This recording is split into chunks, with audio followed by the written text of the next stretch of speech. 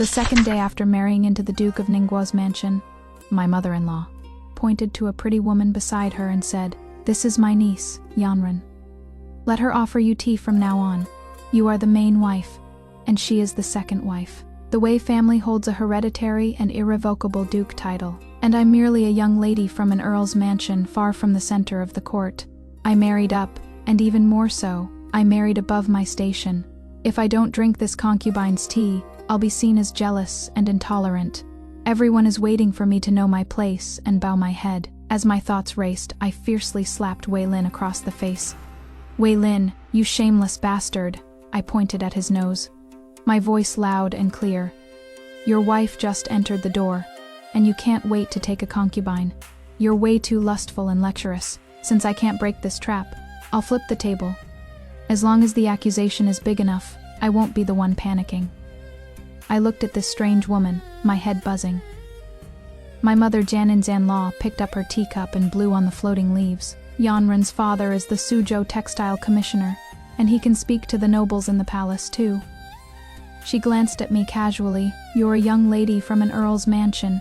You've seen much of the world since childhood. From now on, look after Yanran more. She has a soft temperament. Don't bully her." Liu Yanran stepped forward, knelt down, held the teacup before me, her voice like a warbling oriole. "Elder sister, please drink the tea." Shock and panic crashed over me like monstrous waves, leaving me completely disoriented. I looked at Wei Lin in bewilderment. Wei Lin stood to the side, his expression composed, only frowning slightly with impatience. "What are you standing there for? Hurry up and drink, a young lady from the Earl's manor, and you don't even know basic manners." I looked at Liu Yanran with her lowered brows and downcast eyes, almond eyes and peach cheeks, slender figure, absolutely a stunning beauty that evokes pity. Although my mind was in chaos, what little rationality I had left told me, if I drink this cup of tea for the rest of my life, I'll suffer dual torment of both dignity and spirit. Mother Jianin's-in-law grew impatient waiting and furrowed her brows. "Lady Fang," her words were full of warning. Liu Yanran's eyes reddened slightly, looking pitifully at Wei Lin. "Does Madam detest this concubine?" "Good, really good." Back then, when the Wei family of the Duke of Ningguo's manor came personally to propose marriage, I was dumbfounded. I was merely the second daughter of the Earl's manor, yet I was marrying even better than my legitimate elder sister. Wei Lin was handsome and the heir to the Duke's manor. What sheltered young lady wouldn't want to marry a satisfactory husband? I married him with joy and delight. Who knew the Wei family would give me such a huge surprise? The Duke's manor status was indeed higher than the Earl's manor. They could indeed crush me, but beyond family status, there are still rules and propriety. I'm not some ignorant, sheltered young lady. I'm a woman who has heard and read all kinds of books under heaven. In an instant I understood the Duke's manor's purpose in condescending to marry me. Good, very good indeed. My hands moved faster than my brain. I slapped Wei Lin across the face, then hurled the teacup at him. Wei Lin clutched his arm where the cup had struck, flew into a rage, and raised his hand to hit me. But I had already pulled the gold hairpin from my head and stabbed it toward him without hesitation. Wei Lin was so frightened he quickly pulled his hand back, and could only curse me as a madwoman. "On your very first day here, acting so crazy and unruly, where is the upbringing of the Earl's household?"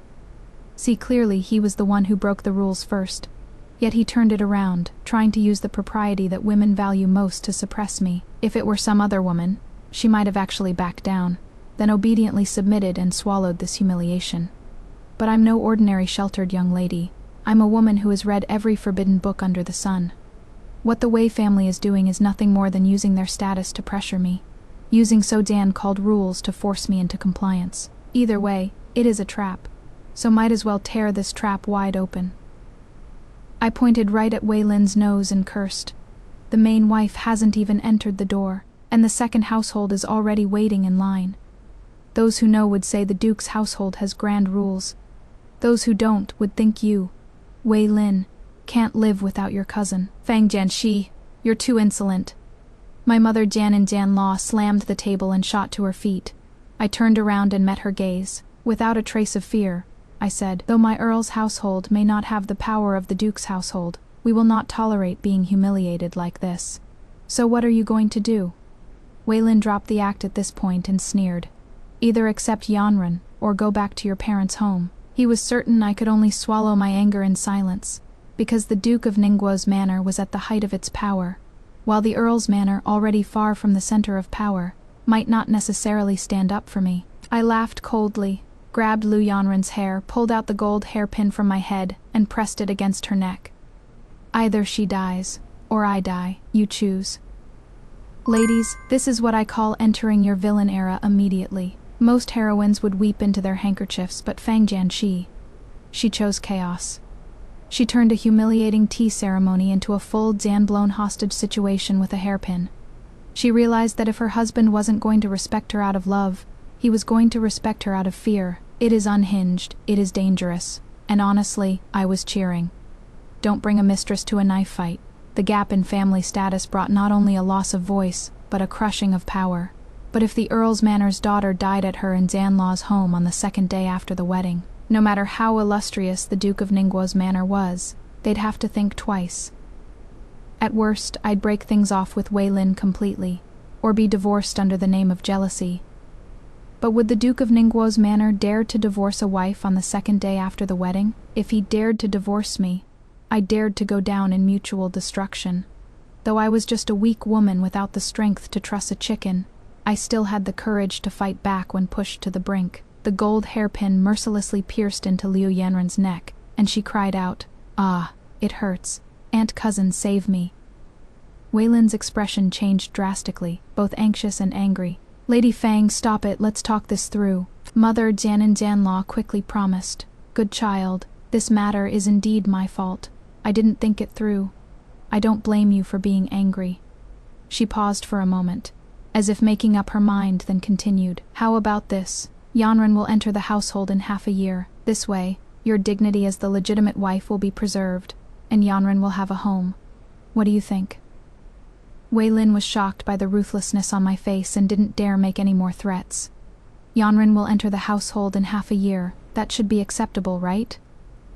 My mind raced. Today's confrontation seemed to give me the upper hand, and this mother and son pair seemed to be backing down.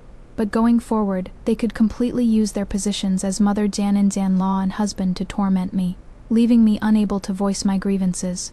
The golden hairpin went another half-inch into the flesh. Liu Yanran screamed like a pig being slaughtered, and the Mother Jian son pair's hearts, which had just settled, jumped back into their throats. "Half a year?" I laughed coldly. 3 months. Mother Jianan Jianlaw's eyes lit up. "You mean what you say? In 3 months, I will personally oversee her entry into the household." I stared at Waylin. "But today's matter cannot be settled just like this." Waylin frowned. "What more do you want?" "Nothing much," I sneered. "Write me a written statement. Write down everything that just happened, exactly as it occurred, and admit it was your own fault, 3 copies. Otherwise, this matter is not over." I pulled out the golden hairpin and viciously stabbed it into Liu Yanran's shoulder again. She shrieked, desperately shouting, "Aunt, save me, and cousin, save me." Waylin stamped his feet in distress, wishing he could devour me alive. Mother Jianan Jianlaw also hurled all kinds of angry rebukes, threatening to divorce me. So vicious and ruthless, jealous and intolerant of others. Divorce her, write the divorce letter immediately. My dowry nanny and maids were running around anxiously, all urging me not to push things to the extreme, but I raised my eyebrows. Write it quickly. Then let's go to the Shunshin Prefecture Yamen right away. I dared to go all out, but did they dare? I really bet right, even if Waylin hated me to death, he really didn't dare divorce me. With the written document in hand, I let go of Liu Yanran. She collapsed to the ground, and when the maids helped her down, blood beads on her neck were still dripping. Waylin held her in his arms with heartache, while having someone summon the physician, while checking Liu Yanran's wound, glaring at me furiously. "Fang Shi, you're so vicious." Vicious, indeed vicious. I really went for the kill just now. If nothing unexpected happens, Liu Yanran's neck will definitely leave a scar. I slowly wiped the blood on the golden hairpin. If husband truly feels sorry for Liu Shi, you should follow the proper procedure. not push her out on the second day after the wedding. If you want me to accept this humiliation, fine. I looked at him. Present 100,000 taels of silver, and I'll drink this cup of concubine tea immediately. Wei Lin flew into a rage. Is money all that is left in your eyes?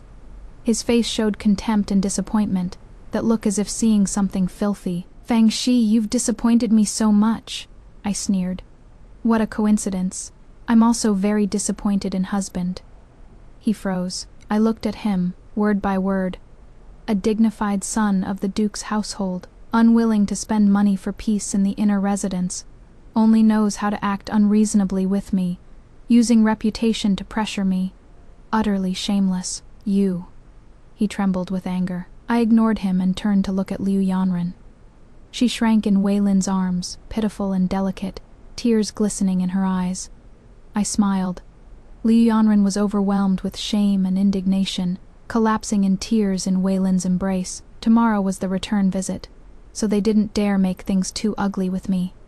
They had no choice but to have someone help Liu Yanren away. Back in the courtyard, just sat down, hadn't even taken a sip of tea, when a maid came to report. The young cousin Miss has jumped into the water. I arrived at the edge of the pond in the back garden.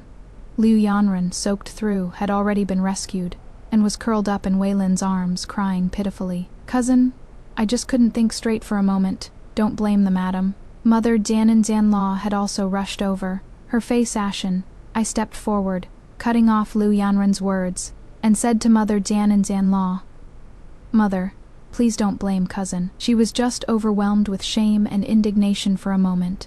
That is why she couldn't think straight. Young people, you know, sometimes they can't think straight. Mother Jian-in-Jian-Law looked at me in shock, pointing at me, unable to speak. Wei Lin was furious. Fang, if it weren't for your vicious intolerance, I ignored him, staring down at Liu Yanren from above. My cousin is all alone and pitiful, truly deserving of sympathy. But you live in the Duke's manor wearing gold and silver, ordering servants around. What more could you want? Her crying paused for a moment. I continued, have you ever thought that if something really happened to you, you'd make your husband who loves you deeply the laughingstock of the entire manor? Your husband's position as heir is not unshakable above him. The Duke pressures him.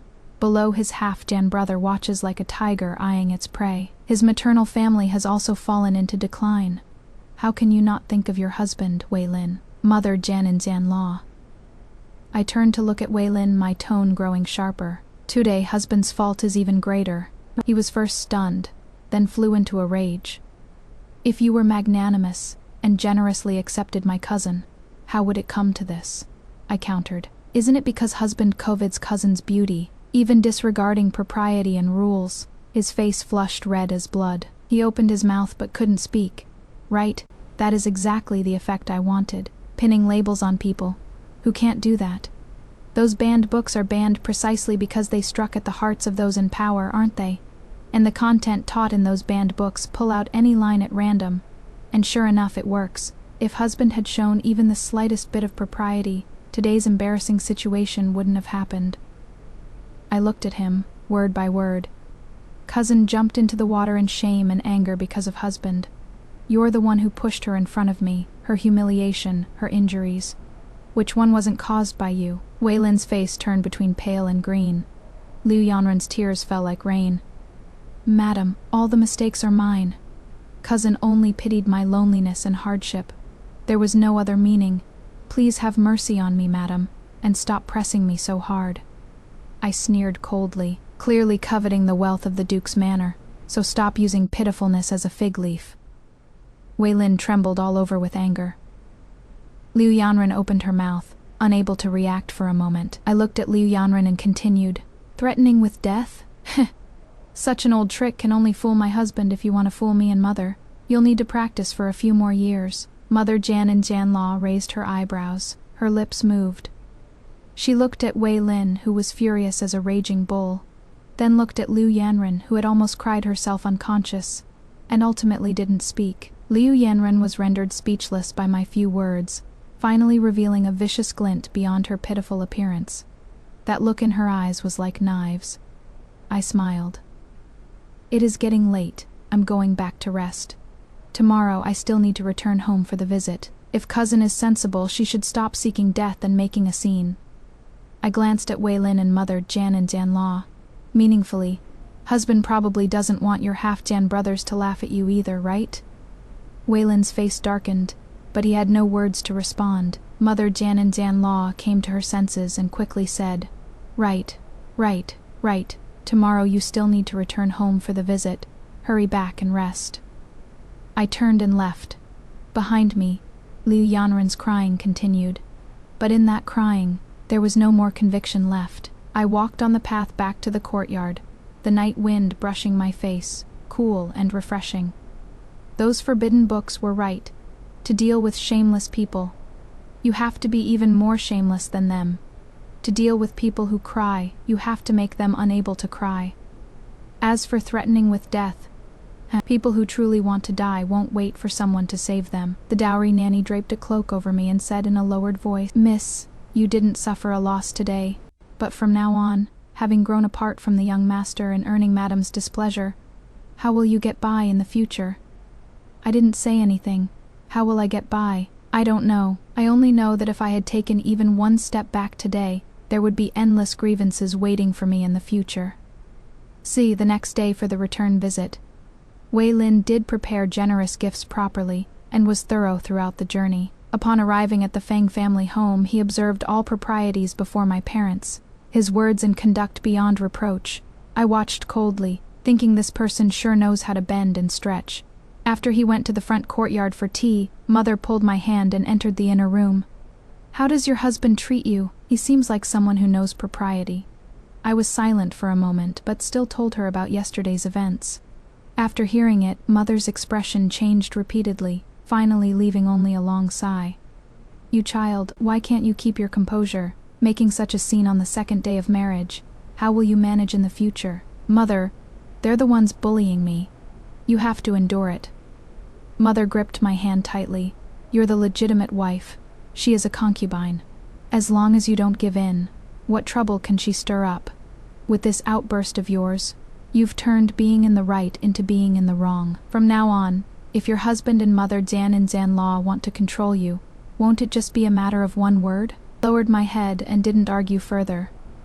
When father found out, he only said with a stern face, the Wei family didn't handle this properly, but you're already married into their family, so what can be done? From now on, be more careful, endure things when they happen, and life will go on. I smiled and agreed, but my heart felt blocked by something stuck in between. Fortunately, I hadn't held much hope to begin with, so I wasn't disappointed either. On the carriage ride back, Wei Lin completely changed from his previous attentiveness and consideration, directly giving me a cold face. Before we even reached the Duke's mansion, he left on his own, not caring about my dignity at all. Nanny kept going on and on about how to compromise in the future, how to please my mother Jan and Zan Law, how to win over my husband. I listened, then suddenly asked, Nanny, do you think the roads in this world all have to be walked by oneself? The Wei family's punishment for my disobedience began on the third day after returning home. The steward Nanny came to deliver the message with a pleasant smile. Madam said, the young mistress just arrived and doesn't know the rules of our household yet. After a new daughter Jan and Zan Law enters the family, she must dine together with Madam's side, so they can grow closer. At the hour of Mao, I went to my mother Jan and Zan Law's courtyard to attend to her breakfast, standing to serve dishes, ladle soup, and pass napkins. Not one task could be skipped. Mother Jan and Zan Law ate slowly. A single meal could drag on for nearly half a shichen. Only after she finished, and those leftovers were cleared away, would there be a place for me to sit. Calling them leftovers wasn't entirely accurate, though. The dishes were untouched. The soup was what remained. The pastries had been broken apart. Eat your meal. Mother Jan and Zan Law lifted her teacup, her tone casual. I looked at the clear fingerprints on those pastry pieces and didn't move. What? Not to your taste? She looked up at me, smiling warmly. As a daughter Jan and Zan Law of the Duke's manor, you should quickly adapt to your husband's family's preferences. I lowered my eyes, and after a moment smiled. Mother is right. Your daughter Jan and Zan Law truly cannot get used to this. I turned and called toward the door. Summoning come. My dowry nanny entered at my call. Send word to my natal family, I said, looking at her. Tell them I cannot get used to the Duke's Manor's food, so from now on have my family send meals over daily. If sending them is too much trouble, I can return to my natal home to eat. That works just as well." Nanny froze. Mother Jian-Law's teacup jerked sharply in her hand, tea splashing out and scalding her. The room fell so silent you could hear a pin drop. Mother Jian-Law's expression changed several times before she finally forced out a smile. "Child, what nonsense are you talking? Your daughter Jian-Law is not talking nonsense." I stood my ground, neither humble nor arrogant.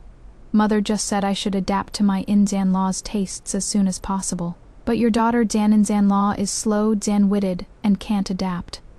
Since that is the case, I can't waste the household's food every day. Having my family send meals over would be perfect for everyone. Seeing her twisted expression, I said earnestly, "Mother, don't feel troubled. Having my family send meals is my own idea. If word gets out, outsiders will only say the Fang family daughter is delicate and can't get used to the Duke's mansion's delicacies. They definitely won't say the Jian-Laws mistreat their daughter Jian-Law." Mother Jian-Law's chest heaved violently. After a long while, she set down her teacup heavily and squeezed out a sentence through gritted teeth. "What nonsense are you talking about? You're the heir's wife. Whatever you want to eat, just tell the kitchen to make it separately. What is this about your family sending meals? If word gets out, what would that look like?" I smiled and curtsied. "Thank you for your consideration, Mother." Mother Jian-Law stayed quiet for only 2 days before coming up with another method. That day when I went to pay my respects, she had me massage her shoulders.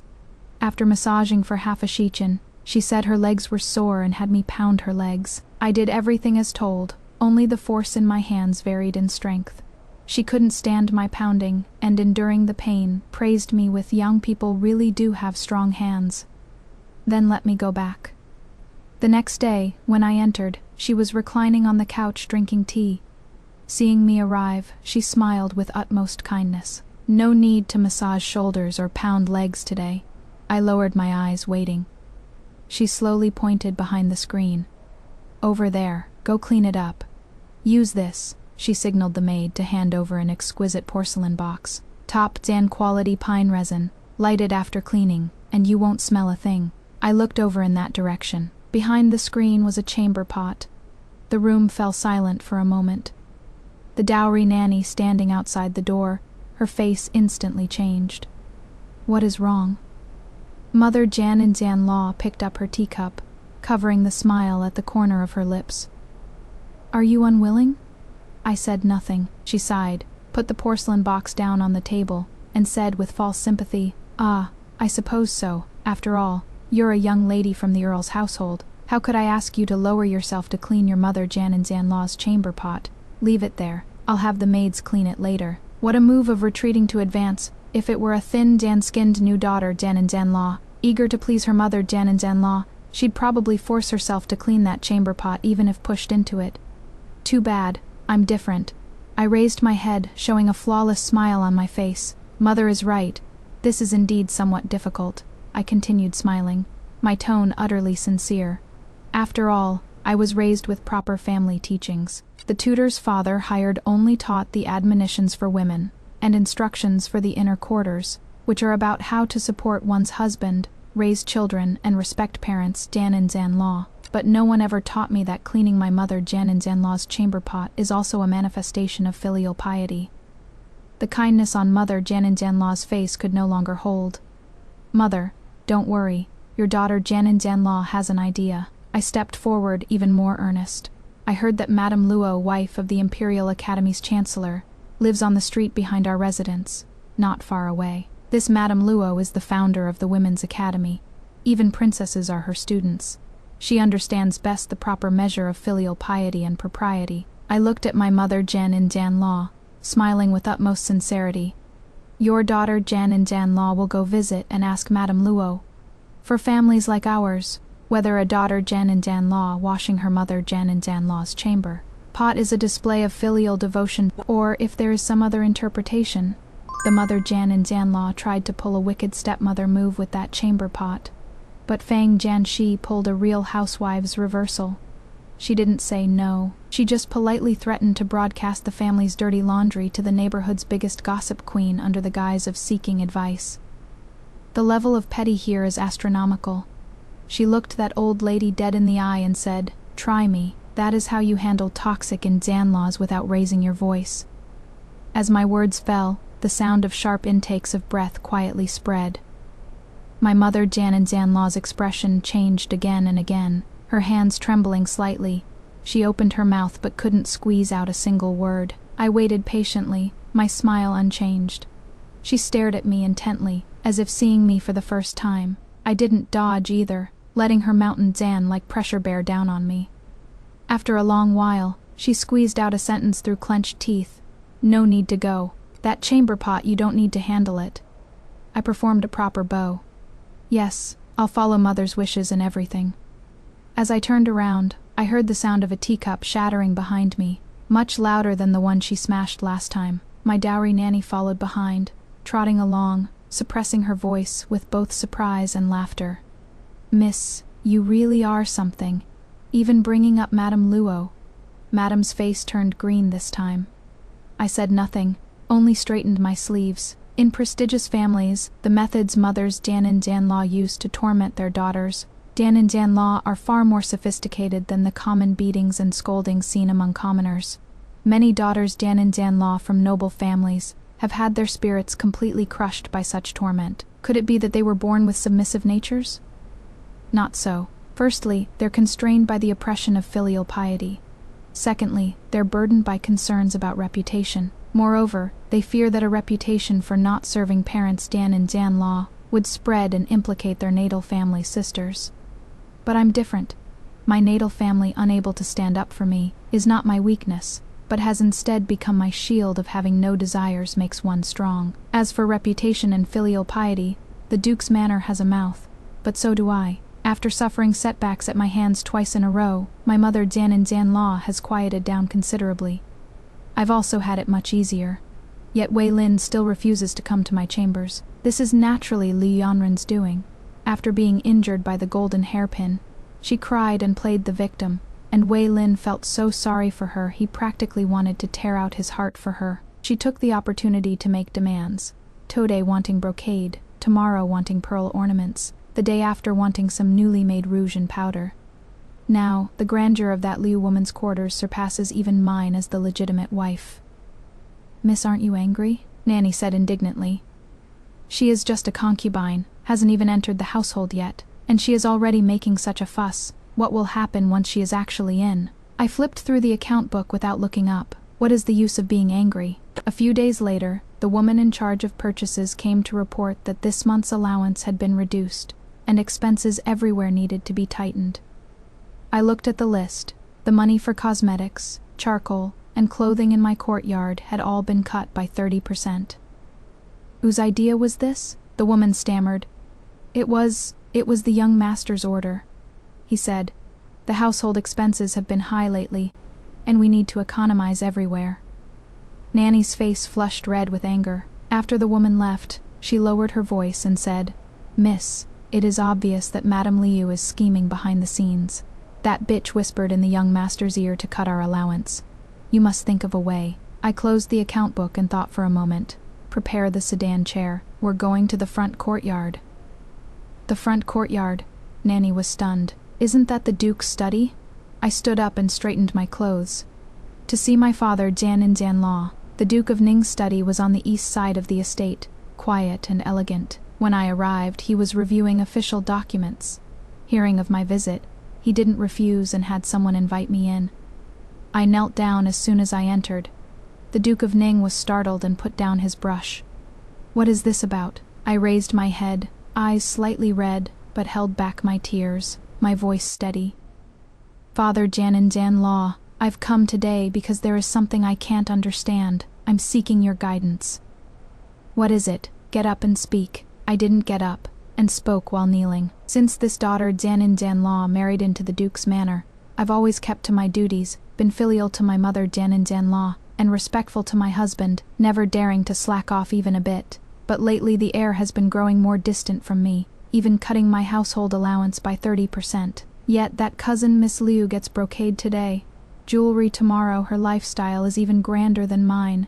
The legitimate wife. The Duke of Ning's brows furrowed. I continued, this daughter Jian-in-Jian-Law is slow Jian-witted and can't figure it out. The heir was raised under Father Jian-in-Jian-Law's guidance, and knows propriety and rules best, so how could he do something like favoring a concubine and destroying his wife? Thinking it over, I can only come up with one possibility.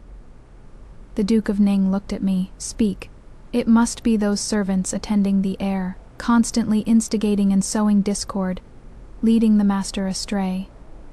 I raised my head and looked into his eyes. The heir handles countless affairs daily.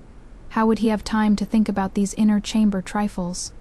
It must be those cunning slaves who, to curry favor with Liu, are causing trouble from within, and instigating the heir to neglect his legitimate wife. The Duke of Ning pondered in silence. I bowed and kowtowed. This daughter Jian-in-Jian-Law doesn't dare ask Father Jian-in-Jian-Law to take my side.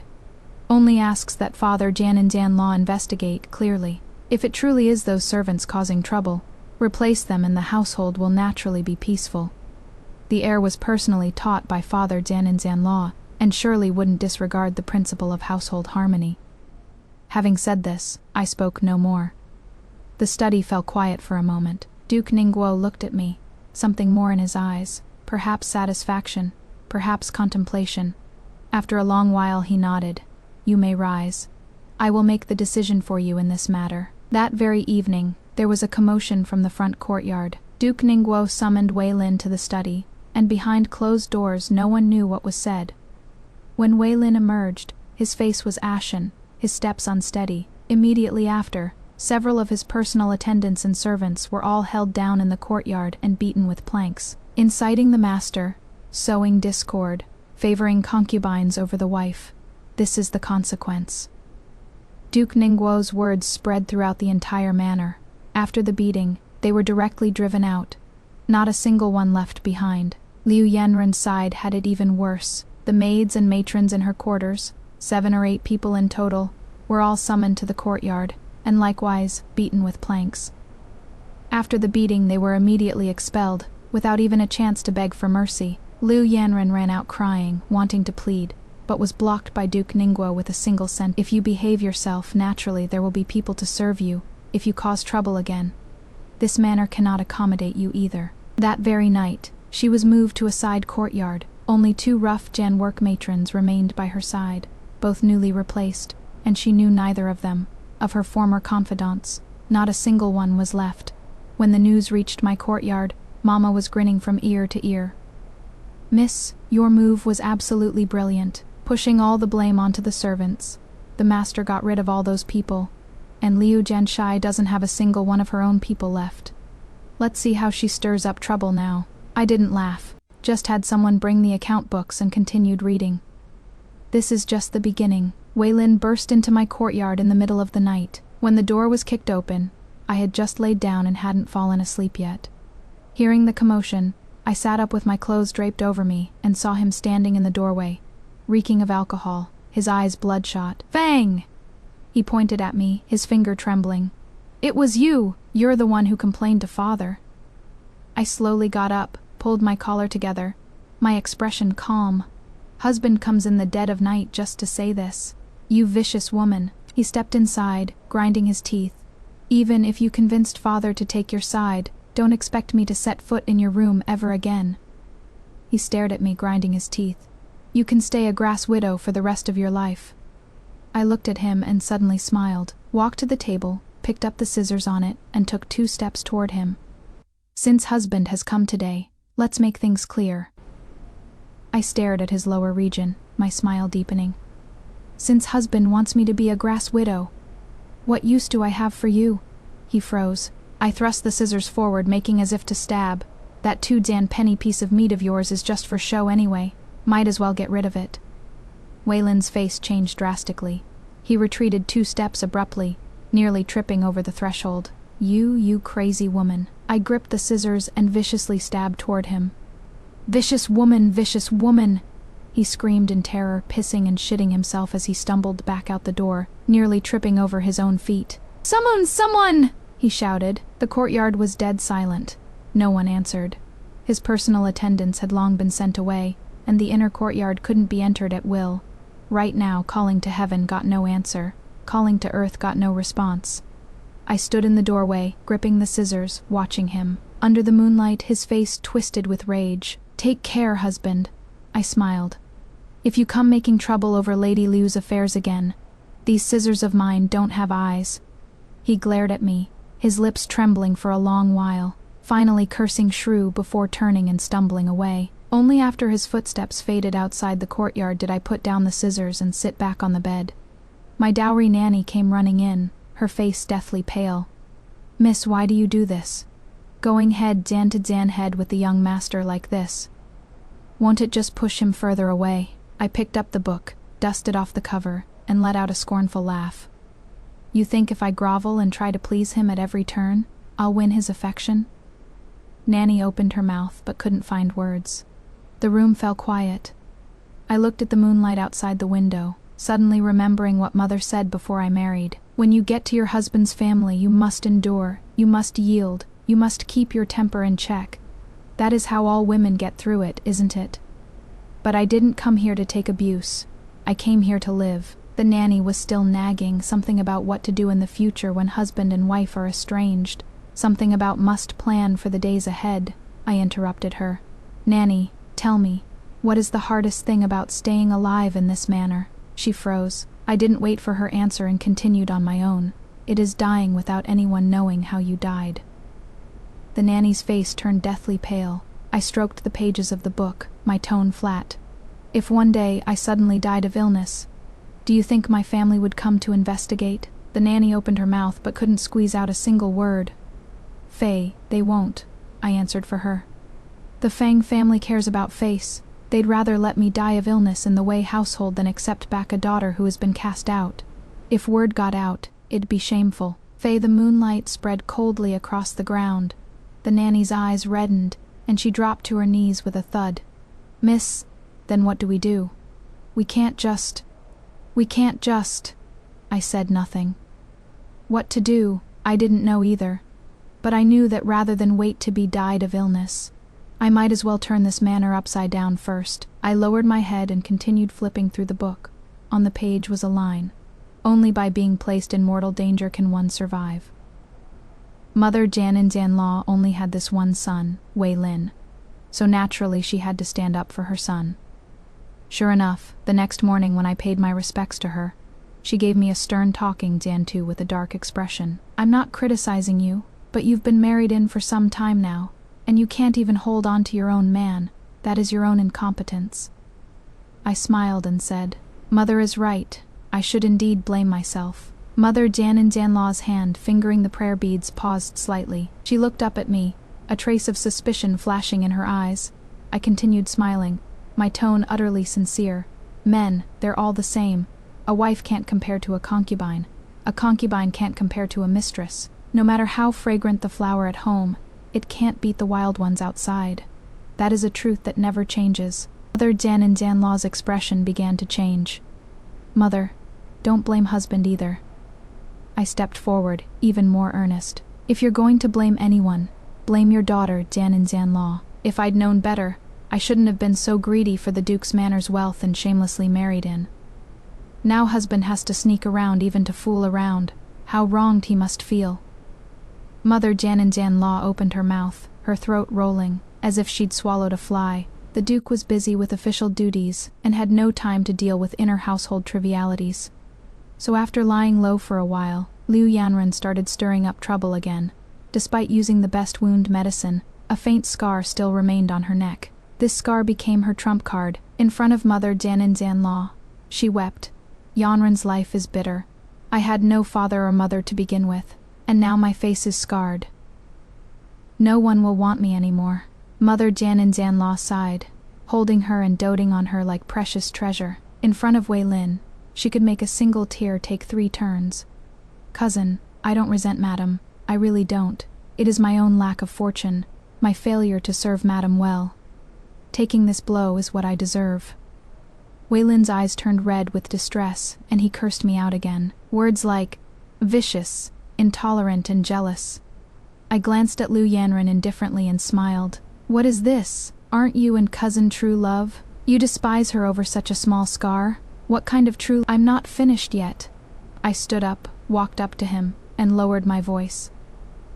The marks on cousin's neck can be covered with a necklace. Isn't mother's ruby necklace set readily available? Bestow it upon cousin to wear. It'll fulfill your true love and cover the scar. 2 birds with 1 stone. Wei Lin froze. I ignored him and went straight to Mother Dan and Dan Law's courtyard. The next day during morning greetings, I said this again in front of Liu Yanren. Mother, why don't you bestow your ruby necklace set upon cousin? I smiled with utmost sincerity. The scar on cousin's neck can be covered with a necklace. Liu Yanren instantly looked up, a glimmer of light flashing in her eyes, but she said, I'm not qualified to wear Auntie's necklace. Why not? I took over naturally. Mother is your own aunt after all. Giving a necklace to her own niece is perfectly justified. Mother Janin Zanlaw's hand fingering the prayer beads paused. I continued to smile. Doesn't mother always pity cousin for her loneliness? If cousin cries about this scar again in the future, mother can reward her with a necklace. If 1 isn't enough, reward 2. If 2 aren't enough, reward 3. Mother Janin Zanlaw's face froze. The light in Liu Yanren's eyes also froze. I smiled as I watched their deep aunt-niece affection. After a long while, Mother Janin Zanlaw set her teacup down on the table with a thud, her gaze falling on Liu Yanren's neck, her tone cooling. If you don't look carefully, you really can't tell. Stop nitpicking. Liu Yanren's expression changed. The Fang family is magnanimous. Allowing you to enter the household, you should be content. Liu Yanren lowered her head, tightly wringing the handkerchief in her hands. I laughed silently. What deep aunt-niece affection, nothing more than this. 3 months' time, slow if you say it is slow, fast if you say it is fast. On the day Liu Yanren entered the household, Wei Lin gave her plenty of face. Drums and music filled the air. Red silk covered the ground, though it was taking a concubine. The spectacle was even grander than an ordinary family's wedding. A hall full of guests raised their cups and exchanged toasts, laughter filling the air, as if they'd come to a wedding celebration. I sat upright in the main hall's mistress seat, watching Liu Yanren in pink, gracefully kneeling before me, the concubine offering tea. She held the teacup with both hands, eyes lowered submissively, respectfully raising it above her head. Madam, please have tea. I reached out to receive it. The moment her fingertips touched the teacup, her body went limp and she pitched forward. The scalding tea spilled all over my lap. Summer clothes are thin, and the heat seared straight through to my skin, nearly making me jump up. The teacup rolled across the floor and shattered into pieces. Liu Yanren collapsed to the ground, eyes tightly shut, motionless. The hall full of guests erupted in commotion. Wei Jian, what happened? She fainted.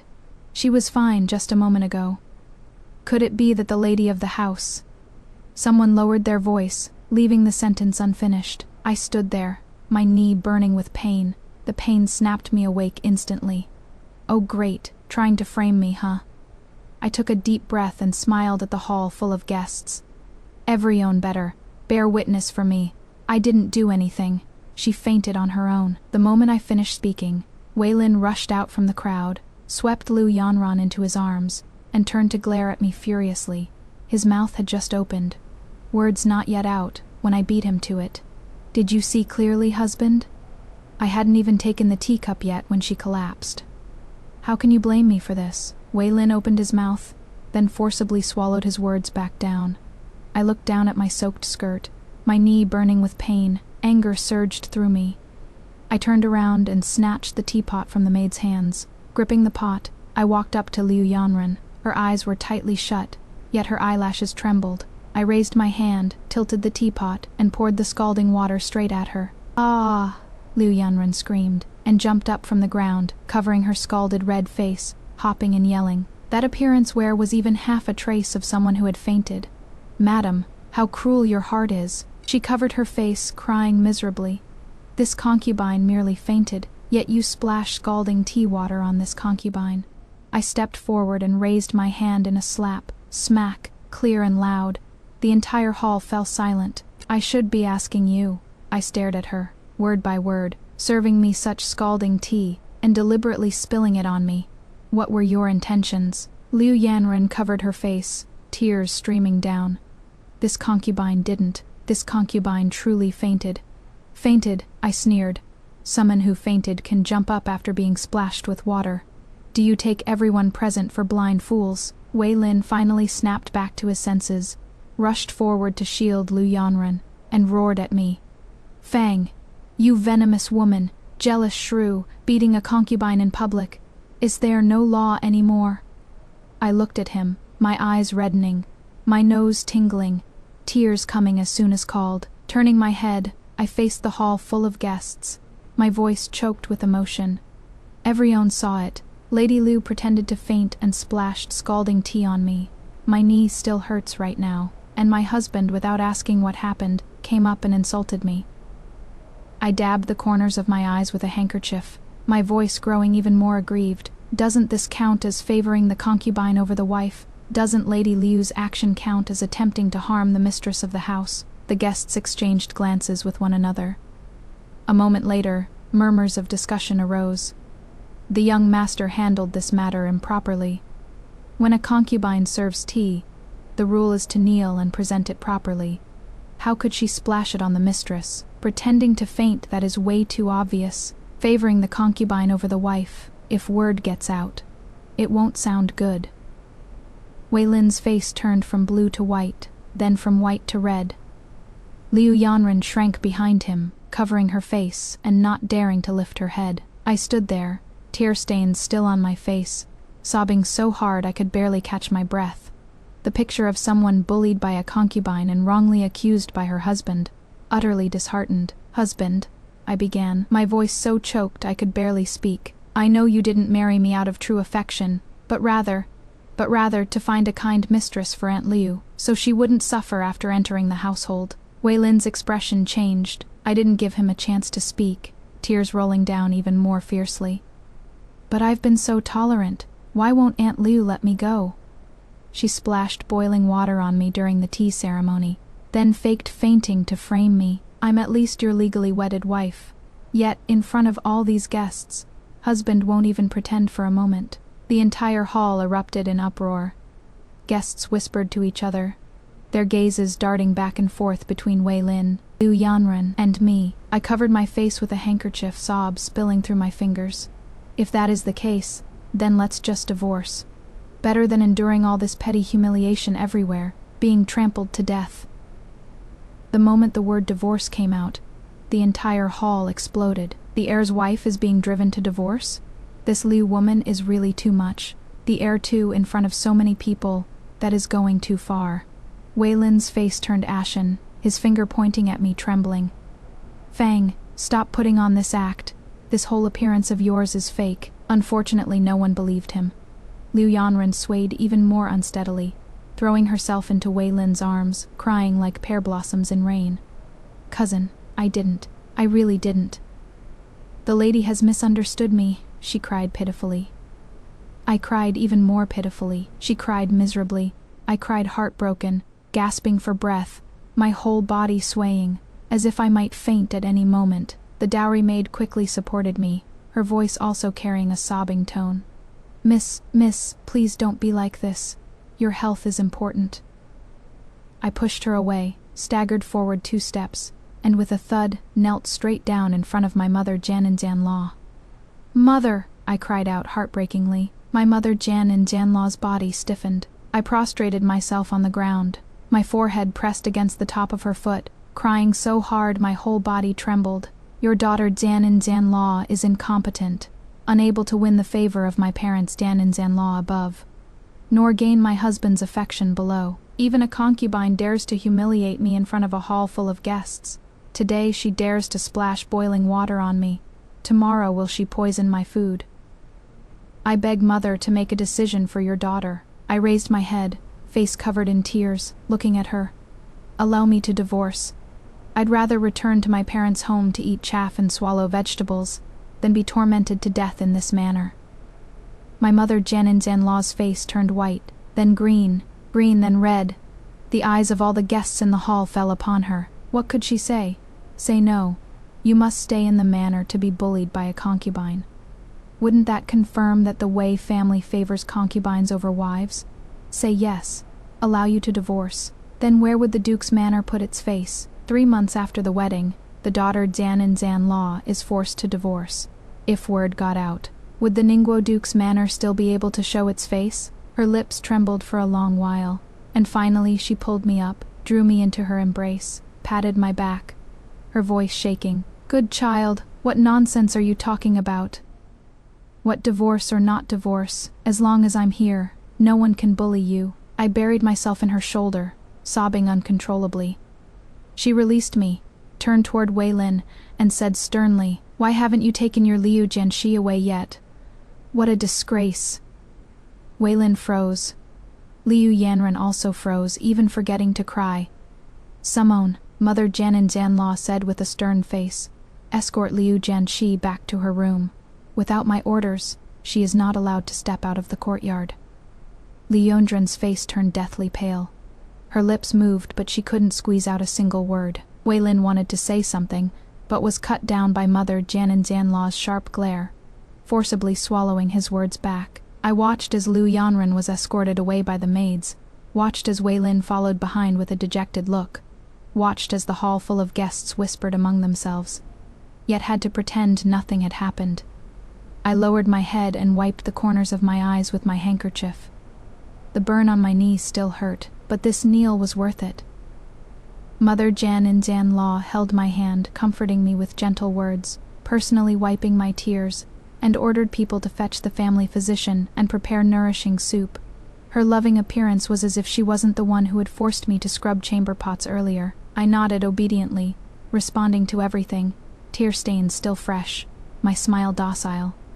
After the guests had all dispersed, after Mother Jian was tired from half a day's work, and finally let me go back, Mama closed the door and let out a long breath. "Miss, you really did it." Madam's face looked like a color palette. I didn't say anything, slowly sat down on the couch, and lifted my skirt. Although my knees were a bit red and swollen, fortunately there were no blisters. After tonight, the entire capital will know. The heir of Duke Ning's estate dotes on his concubine and neglects his wife. The concubine publicly plotted to harm the main wife, and Mother Jian was forced by public opinion to confine Lady Liu to her quarters. On the 3rd day of Liu Yanran's confinement, the head mama from Mother Jian's courtyard came. The message sounded very pleasant. "Madam said that you've been wronged these past days, madam, and tonight she is having the young master come over to have dinner with you." I was combing my hair in front of the mirror, and smiled when I heard this. "Please thank Mother for me." After the mama left, my dowry mama anxiously rubbed her hands. "Miss, you must handle this well. That Lady Liu was just confined. The master's heart is full of pity for her right now. Coming at this time, it is probably because Madam forced him. I know. I've thought it through clearly these past few days. Divorce is impossible. Making a scene and throwing tantrums must also have limits. If I go too far, one day I could fall ill or have an accident, and there'd be nowhere to cry injustice. Going to the Duke for help, at most 3 times, too many times, and I'll become annoying. The Grand Duke's estate has every means to decide my life or death. Leave here and fend for myself, even more unrealistic. I can't handle that kind of hardship after thinking it over. I still have to rely on Wei Lin, not rely on his heart, but on his interests. I put down the comb and looked at that face in the mirror. Jian 2 years old, still young. And the features aren't bad either. Go find that Moon Jian white nightgown of mine. Moon Jian white, isn't that inauspicious? What do you know? I stood up. Men pity that Liu woman's act precisely because she is frail and helpless. I'm going to learn it too, and do it even better than her. In the evening, Wei Lin came. When he entered, his face still carried a hint of reluctance and unwillingness, looking at me like I was his enemy. I stood by the door to greet him, wearing that Moon Jian white nightgown with only a half-Jian worn vest over it, a thin layer of powder on my face, and deliberately dabbed some blue Jian black pigment under my eyes, making it look like I'd been crying for days and couldn't sleep well. "Husband, you're here." I lowered my eyes, my voice soft. "I had the kitchen prepare food and wine. I wonder if it suits your taste." Wei Lin's steps paused, his gaze swept across my face. He gave a cold snort and walked straight into the room, I followed behind, head lowered, walking with light, drifting steps. When the food and wine were served, I poured wine for him, and also poured myself a cup. Husband, I toast you with this cup. I raised the wine cup, my eyes slightly reddened. In the past, I was wrong. My temper was too quick, my words too harsh, making you angry from now on. I'll change. I tilted my head back and drank it all in one gulp, choking and coughing twice, tears welling up from the coughing. Those tears swirled around in my eyes, on the verge of falling but not quite. Wei Lin's expression softened a bit. He put down his wine cup and sighed. What are you doing? I dabbed at the corners of my eyes with a handkerchief and forced a smile. Nothing. I've just come to terms with things. Come to terms with what? I raised my head, looked at him, and said softly, come to terms with the fact that we're husband and wife, and we have to make it work. Come to terms with the fact that you and cousin truly love each other, and if I stubbornly stand in the way, it'll only make all three of us miserable. Wei Lin's eyes flickered. I continued, I've come to terms with it. I'm willing to help you two be together. From now on, I won't make things difficult for cousin anymore. Whatever she wants, as long as it is not excessive, I can arrange it. If she behaves herself, the three of us can live together just fine. Wei Lin stood there stunned, as if he didn't recognize me. I filled his cup to the brim, and poured myself one too, my tone growing even gentler. But there are some things I've been holding in my heart that I want to tell you today. If you're willing to listen, then listen. If you're not, just take it as drunken rambling. He was silent for a moment, then picked up his wine cup. Go ahead. I looked at him and slowly began to speak. You truly love cousin, I believe that. But have you ever thought about this? The way you indulge cousin like this? Is it really for her own good? Wei Lin frowned and sneered. Yanren has always been sensible. If you hadn't pushed her step by step, she wouldn't have schemed against you in public out of desperation. In the end, it is you who can't tolerate others. I took a deep breath, suppressing the urge to scratch him. If my husband is willing to indulge Liu Jianxi, that is your business, but you can't force me to tolerate her as well. That is not fair to me. Not fair. Wei Lin looked as if he'd heard a joke, gazing down at me from above with undisguised contempt in his eyes. Fang Jianxi, you, a young lady from a mere earl's manor, being able to marry into my Wei family and become the lofty heir's wife. That is all thanks to Yanren's blessing. He paused, the corner of his lips curling into a smile that carried condescension and mockery, as if saying, what are you anyway? What is wrong with suffering a little? Suffering a little is only proper. I looked at him, at the unconcealed superiority in his eyes, at how he positioned himself as a savior, looking at me, as if looking at an ungrateful beggar. If it were any other noble lady, she'd probably be fuming by now. But I forcibly swallowed that anger, and instead a smile bloomed on my face. My husband is right, that I could marry you and become the heir's wife. I do indeed owe much to my cousin, I acknowledge that. Wei Lin's expression cleared slightly, as if satisfied with my sensibility. I continued smiling, my tone growing even softer. But husband, since the crown prince's wife is such an incredible status, then why haven't I enjoyed even a bit of the crown prince's wife's treatment in the 3 months since I married in? His smile froze on his face. I counted on my fingers, listing them out for him one by one.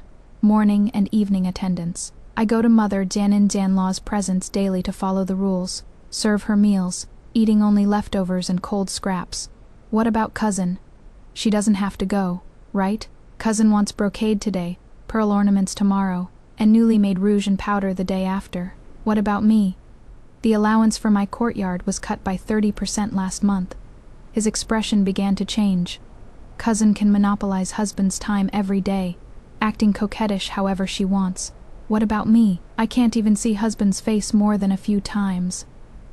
I raised my head, looked at him, and said with a beaming smile, Husband, I bear the title of Crown Prince's wife, but I haven't enjoyed even the slightest bit of the Crown Prince's wife's treatment. I even have to endure a living widowhood. On the contrary, a mere concubine, her food, clothing, and expenses are all above mine. If word of this gets out, outsiders will probably laugh at husband for being unable to manage the household. Wei Lin opened his mouth, wanting to say something, but I beat him to it. I don't ask for anything else. I smiled even more earnestly. As long as the silver is sufficient and the dignity is adequate, I'm willing to endure some grievances. After all, husband is right, that I could marry in is indeed thanks to cousin's blessing. I looked at him and asked word by word, so what kind of treatment does husband plan to give me? There is nothing Zan, and I mean nothing Zan, funnier than a man realizing he can't afford his own audacity. Wei Lin wanted to strut around like the lord of the manor, acting like he was doing her a favor, until Fang Jianxi hit him with the cold, hard math. He is living on an allowance from his mommy. Watching him deflate when he realized he literally couldn't afford to treat his wife better was satisfying on a spiritual level. Love is cheap, honey, but dignity costs extra. Wei Lin froze. He opened his mouth, then closed it again. His Adam's apple bobbed a few times, but he couldn't squeeze out a single word because he couldn't afford it. Although he was the heir apparent, he didn't have much real power. The money was all tightly held by Mother Jian and Zan Law and Father Jian and Zan Law. What he could control was just some monthly allowance. Adding gold and silver for Lu Yanren was already stretching it thin, and now improve my treatment. With what? He stood there, his face turning from pale to white, from white to red. That condescending air of charity from earlier had long flown off to who knows where. I looked at him with a smile, waiting. The room was so quiet you could hear insects chirping outside the window. After a long while, he suddenly flicked his sleeve and turned to leave. Husband, take care. I curtsied behind him, my voice extremely gentle. About the treatment, whenever husband figures it out, come tell me any time. His footsteps paused. Then he walked even faster. I watched his figure disappear at the courtyard gate, slowly straightening up. The dowry nanny came over, lowering her voice. Miss, your move is truly brilliant. I said nothing. Just straightened my sleeves, not giving money, then get lost. The next day, Wei Lin came again. When he entered, I noticed something was off. His face no longer had yesterday's condescension, nor that charitable expression, but instead carried a bit of guilt and a bit of ingratiation. It looked like it had been beaten by someone. I greeted him with a beaming smile, serving him his meal with the usual gentle attentiveness. Halfway through eating, he put down his chopsticks, as if having made a great decision. Tonight, I'll stay here. I rolled my eyes internally, but put on a flattered expression on my face. What are you doing, husband? I lowered my head, my voice soft and gentle. You and cousin have such deep feelings for each other. Naturally, I wouldn't be so tactless. Why force yourself? He opened his mouth, wanting to say something. I didn't give him a chance to speak, raising my head with a gaze that was clear yet carried just the right amount of expectation. As long as you give me adequate compensation, I guarantee I absolutely won't disturb your world with cousin. Wei Lin froze. The more I said this, the guiltier he felt. His gaze wandered, not daring to look at me. Don't worry, he coughed dryly. The dignity you deserve, you won't be shortchanged even a bit. I understood in my heart. This guy must have been counseled by the newly replaced strategists at his side, or had been dragged away by Father Jian and Zan Law for another round of lecturing. Fortunately, he wasn't stupid enough to stubbornly pursue so Jian called true love at all costs. There was still hope for salvation. I poured him a cup of wine, asking with a smile, has husband felt the pressure from second brother? His expression changed slightly, his gaze suddenly sharpening with wariness. Out of nowhere. Why bring him up? I sighed, my tone becoming even gentler. Husband Father Jian and Zan Law has more than just you as his son. Those bastard brothers below, which one isn't eyeing you like a tiger? Which one isn't waiting to catch you slipping up? He didn't speak, but his hand gripping the wine cup tightened. What kind of offense is favoring a concubine over your wife? If word gets out, the censors at court will impeach you. Where will Father Jian and Zan Law put his face? When that happens, will Father Jian and Zan Law think, is this legitimate son not worthy of great responsibility? Should he establish someone else instead? What nonsense are you spouting? His face darkened. I didn't dodge, meeting his gaze. Whether I'm spouting nonsense or not, you know it in your heart, husband. Mother Jian and Zan Law only has you as her son, but Father Jian and Zan Law has more than just you. His complexion began to turn pale. I continued. Furthermore, regarding second brother's marriage arrangement, Does husband still not understand Father Jan and Zanlaw's intention? Second brother, born of a concubine, is being matched with the legitimate granddaughter of the Deputy Grand Secretary, with the Minister of War as matchmaker. A wife's family of such weight. Does husband have no idea whether this is Father Jan and Zanlaw's warning to you, or something else? Wei Lin's hand gripping the wine cup, his knuckles turned white. I softened my tone, bringing a bit of sincerity into my voice. I'm not threatening you, husband, I'm thinking of you. Mother Jan and Zanlaw dotes on you, but can she protect you for a lifetime? Second brother is already outstanding, and now he has such a wife's family. If you make any more missteps, what will Mother Jan and Zanlaw use to protect you? He fell silent, not saying a word. The room fell silent for a long time. I looked at him, my eyes slightly red, but my tone was very steady. I'm saying all this today, not to compete for favor, but to make you understand. Husband, I'm willing to cover for you, willing to treat cousin kindly, willing to keep up appearances in front of outsiders. As long as cousin doesn't cause trouble, I'll ensure she lives peacefully and safely in this household.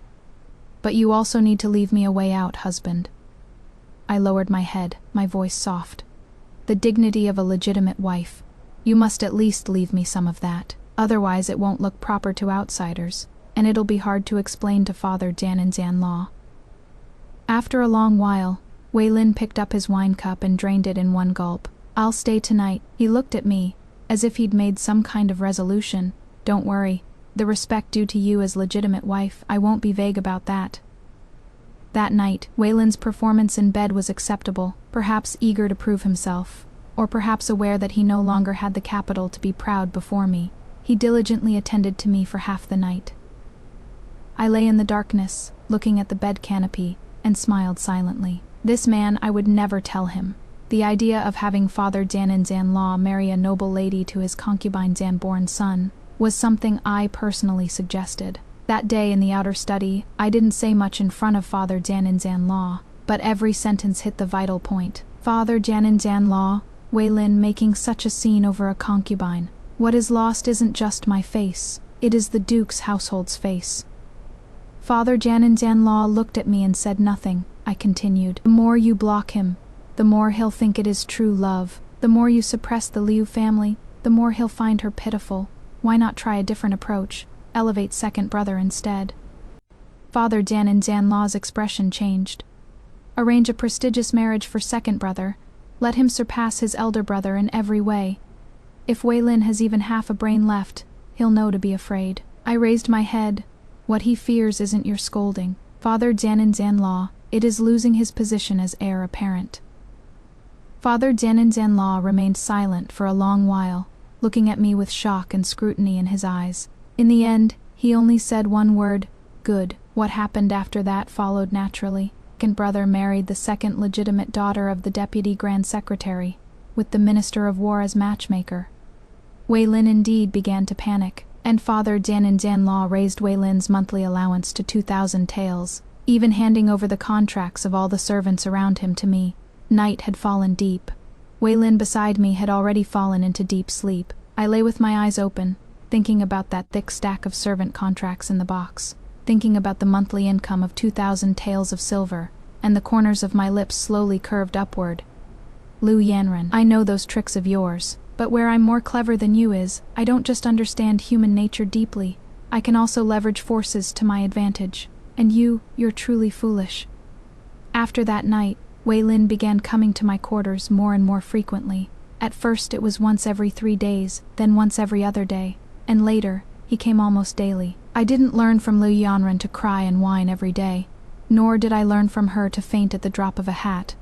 I was just perfectly gentle, perfectly caring, perfectly making him feel indebted. For instance, one time when he stayed over at my place, he turned over in the middle of the night, and I happened to wake up and gently tucked in the corner of his blanket. He drowsily opened his eyes, and I got startled, blushing as I pulled my hand back. Did I wake you? I was just worried you'd catch a cold. He looked at me for a long while, then pulled me into his arms. The next day, a pair of fine jade bracelets appeared in my room. Another time, he came back from duty with a bad look on his face. I didn't press him with questions, just had someone brew a bowl of calming soup, personally brought it to him, and said softly, "If you're tired, husband, rest a bit, I'll stay here with you." Won't say a word. He drank the soup, leaned against the pillow, and suddenly spoke. "Those matters at court are so vexing." I gently massaged his temples, didn't respond. He rambled on for quite a while. I listened, occasionally humming. Occasionally saying, "That must be so hard on you, husband." In the end he let out a long breath and gripped my hand. "It is still most comfortable here with you." The next day 200 taels of silver appeared in my room, said to be for me to get autumn clothes. I thanked him with a smile, then turned and had the matron put it away. Handling men is both difficult and simple depending on how you look at it. It is nothing more than this. When he is cold, you warm up a bit. When he is heated, you step back half a pace. When he is annoyed, you listen quietly. When he wants to talk, you catch every word he throws. Liu Yanren's approach, just crying, just making scenes, playing weak, seeking sympathy. That is low Jan grade, where I'm more clever than her is. I know when to cry, when to smile, when to make him feel indebted, when to make him feel comfortable, and I know even better when to ask for things. Liu Yanren is still confined to her quarters. I heard she made a fuss in the courtyard a few times. Wei Lin went to see her twice and came back with a sour expression both times. I never stop him from going to see her. I even speak of Liu Yanren's various hardships in front of him, and analyze that the reason she makes such a fuss is nothing more than fear of losing favor. Fear that Wei Lin won't want her anymore. I speak for her and consider things from her perspective. The way Wei Lin looks at me carries tenderness mixed with a trace of guilt. When he goes to Liu Yanren's place, I remain gentle and considerate as always. When he comes back late, I still leave a lamplit for him. When his expression is poor, I still don't ask why, only brew him calming tea. Once, when he drank too much, he leaned on my shoulder and said hazily, You're better than her." I gently patted his back without saying a word, but in my heart I was thinking, what does being better or worse matter? What matters most is that the household authority is in my hands, the silver is in my chest, and the man is in my bed. As for Liu Yanren, let her make a fuss. On the third day after I was diagnosed with pregnancy, Liu Yanren's house arrest was also lifted. She came earlier than I expected, just past the hour of Chen.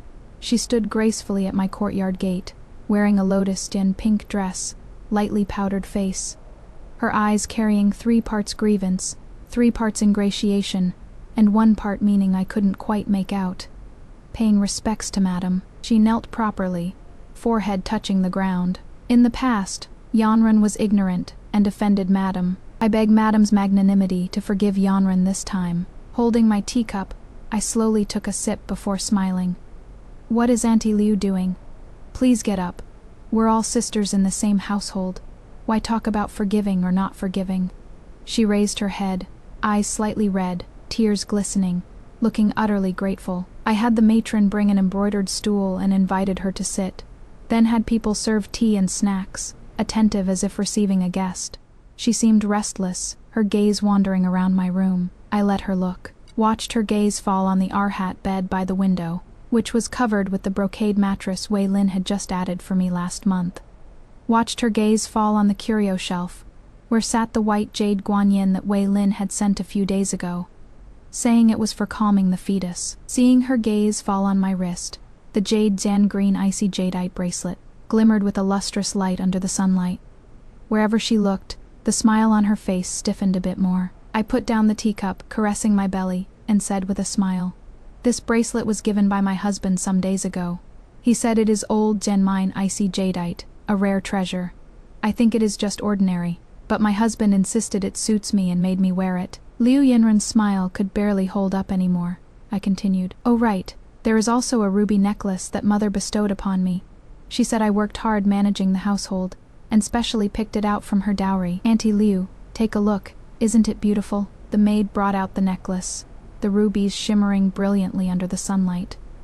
Liu Yanren stared at that string of gems, the light in her eyes dimming bit by bit. I said nothing more, just smiled and drank my tea. After a long while, she suddenly stood up. "Fang Zhenshi," her voice trembled slightly. "Do you think that getting these things means you've won?" I raised my eyebrows and looked at her. She bit her lip as if making some kind of decision, and suddenly reached out, pulling down her collar a bit. Below the collarbone, a patch of red marks, suggestive, glaring marks that anyone could tell what they were. She stared at me, word by word. The person in Cousin's heart is me. From beginning to end, it has only ever been me. I looked at her, saying nothing. The maids in the room didn't dare breathe loudly. Then, I laughed without a care in the world. Concubine Liu. I picked up my teacup and said leisurely, "If you and my husband truly love each other, why would he still wrong you by making you a concubine?" Her expression changed. If he truly loves you, he should have defied everything, overcome all obstacles, and married you as his legitimate wife with an 8-bearer bridal sedan, not make you kneel here to pay respects to me, calling me Madam, and calling yourself this concubine with every breath. Her lips began to tremble. I continued, "If your aunt truly cared for you, she would never let you become a concubine, much less be unwilling to give you even a ruby necklace." I raised my wrist, letting the bracelet glint in the sunlight. "When you served tea and pretended to faint, splashing me with boiling water. Mother felt guilty and rewarded me with this necklace. My husband felt guilty and gave me this pair of bracelets." I looked at her, smiling ever so gently. "Concubine Liu, you say the person in my husband's heart is you, then why is the person in his heart unwilling to give you even these little things?" She stood there, her face turning from pale to white, from white to red. Her chest heaved violently, as if it would explode at any moment. I lowered my head to drink tea. "Leave. What I hate most in life is dealing with people who have no self-awareness." She opened her mouth, wanting to say something, but only let out a roar like a cornered beast. "What gives you the right to say this about me?" She glared at me viciously, her eyes bloodshot, that gaze as if she wanted to tear me apart alive. "You think that with the title of Crown Prince's wife you can rest easy?" She stepped forward, her voice so shrill it cracked. "Let me tell you, Fang, Cousin's heart is with me, from beginning to end. It has always been with me. What are you? Nothing but a decoration the Earl's manor stuffed in here for appearances." I looked up at her, said nothing. My gaze provoked her into even greater madness. "Just you wait." She pointed at my nose, trembling all over. "From now on, if Cousin sets foot in your room even once, I'll admit defeat. I'll make you, the Crown Prince's wife, live as a widow for life. I'll make everyone in the entire manor know that you, the legitimate wife, aren't even worth as much as a concubine." She panted heavily, squeezing out each word through gritted teeth. "I'm going to grind your dignity into the mud, and after grinding it, I'll crush it 3 more times." With that, she spun around abruptly and strode out. At the doorway, she turned back to look at me once more, her eyes full of provocation and fighting spirit. Then, she left. Her retreating figure stood ramrod straight, like a victorious rooster. I held my teacup, watching that figure disappear at the courtyard gate. Suddenly, I smiled. Such fighting spirit. Very good. Please keep it up. Liu Yanran was true to her word.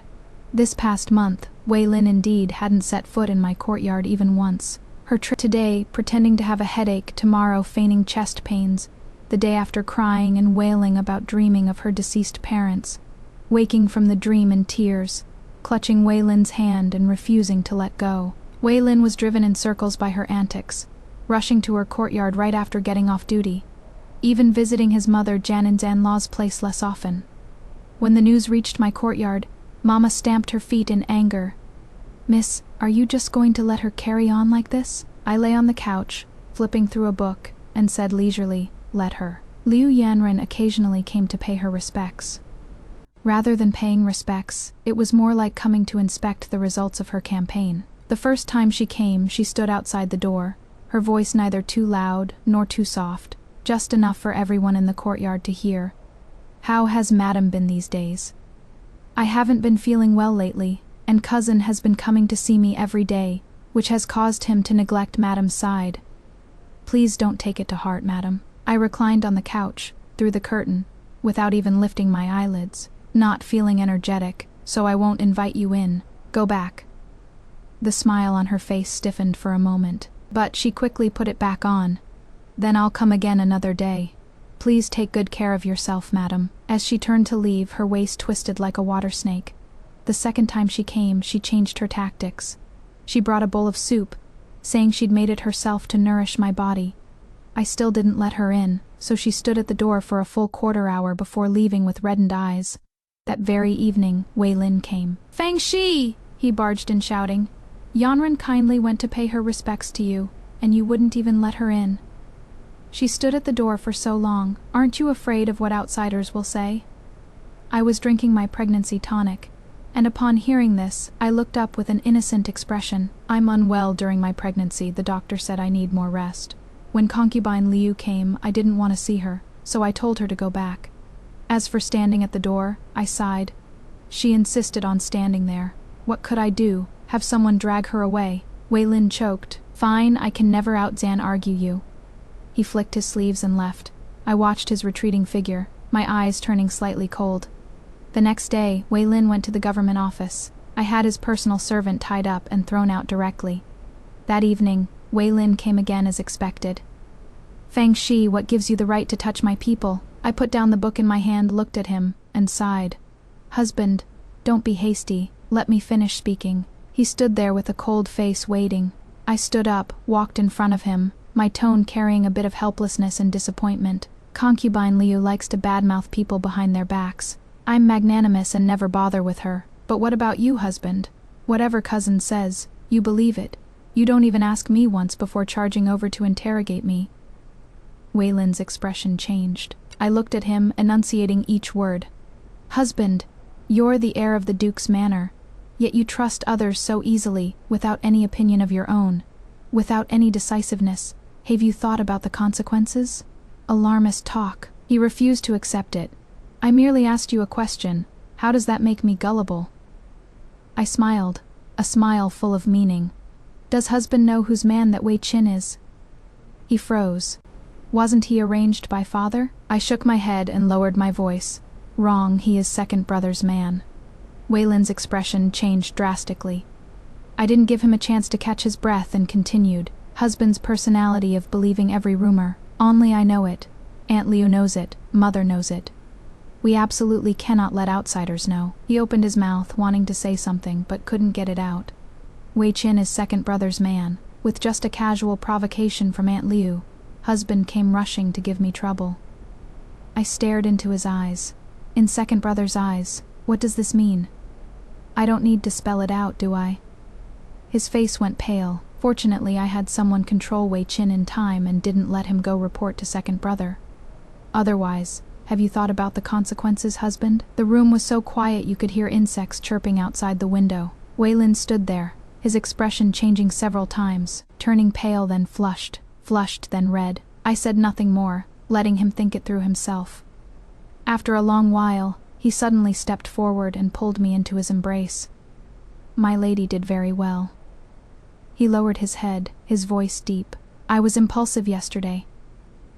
I didn't move, nor did I speak." He paused, then said, "You did the right thing." I gently patted his back, my tone softening. "I've picked a new person for my husband, named Wei, household Zan-born servant of the Duke's manor, with a clean family background. His parents are both honest people, serving in various places, with no entanglements with any of the masters." Wei Lin nodded. "You arrange it then." I smiled. Arrange, I had already arranged everything. Wei Yin's parents were merely marginal figures in the Duke's manor, unable to even see the masters' faces on ordinary days. But servants, how could they not have reasons to climb up? Now that I had offered a ladder, they naturally knew what to do. The day Wei Yin came to my courtyard to kowtow, I didn't say much.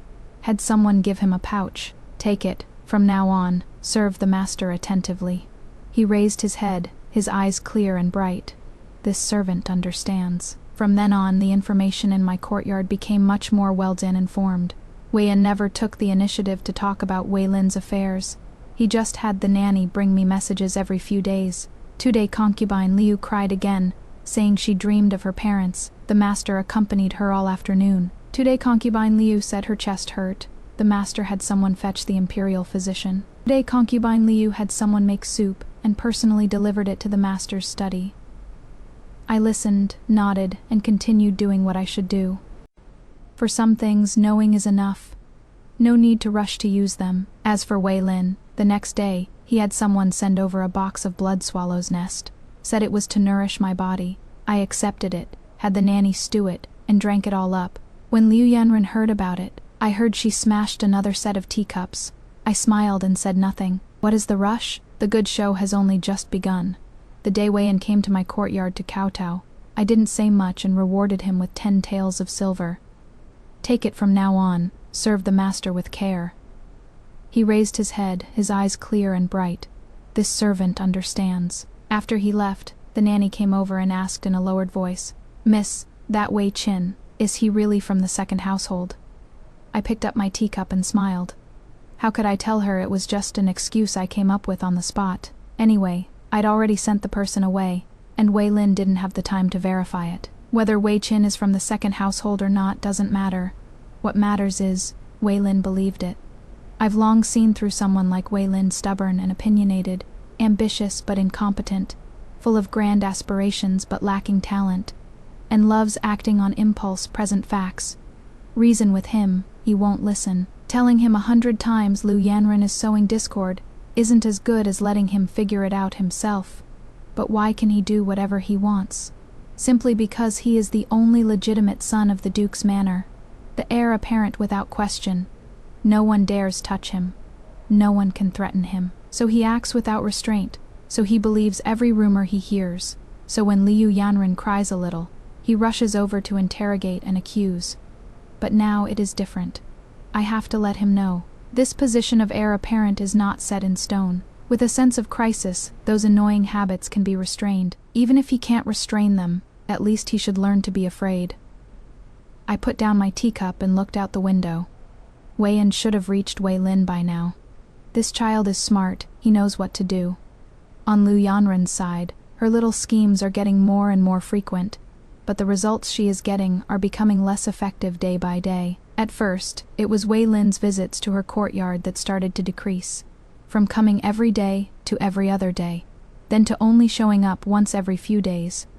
What shocked her most was her never-failing tactic of hiding instigation behind self-pitying complaints actually stopped working. Whenever she subtly complained about being mistreated by me, having things withheld by me, being looked down upon by me, Wei Lin would no longer mindlessly defend her like before, much less come to cause trouble for me. Instead, he'd frown and say, "Don't stir up trouble for no reason. The lady has been tolerant enough with you." How could Liu Yanren not be anxious? An anxious person will naturally try any remedy in desperation. The maids by her side were originally assigned to her by me according to the rules, each one honest and dutiful. When Liu Yanren first came out of confinement, she treated them fairly well, rewarding them with silver and speaking kind words, quickly winning their hearts. The maids ran errands for her, passed messages for her, delivered information to Wei Lin for her, doing their utmost. But gradually, things became different. She thought the maid ran too slow, so she scolded her. Thought the maid didn't relay messages clearly, so she beat her. Thought the maid didn't help her keep Wei Lin's heart, so she both scolded and beat her. Maids are people too. After being beaten and scolded, they didn't dare say anything outwardly. But their hearts grew cold. When Wei Lin went to her courtyard, the maid serving tea accidentally spilled it. Liu Yanren was about to blow up on the spot, but the maid dropped to her knees with reddened eyes looking toward Wei Lin. Wei Lin frowned but said nothing. But that look in his eyes, it was already different. Another time, Liu Yanren tearfully complained to Wei Lin that I was mistreating her, saying even her bird's nest soup had been reduced. Just as she finished speaking, a maid serving nearby muttered quietly, "But last month the storehouse clearly sent 2 jinn."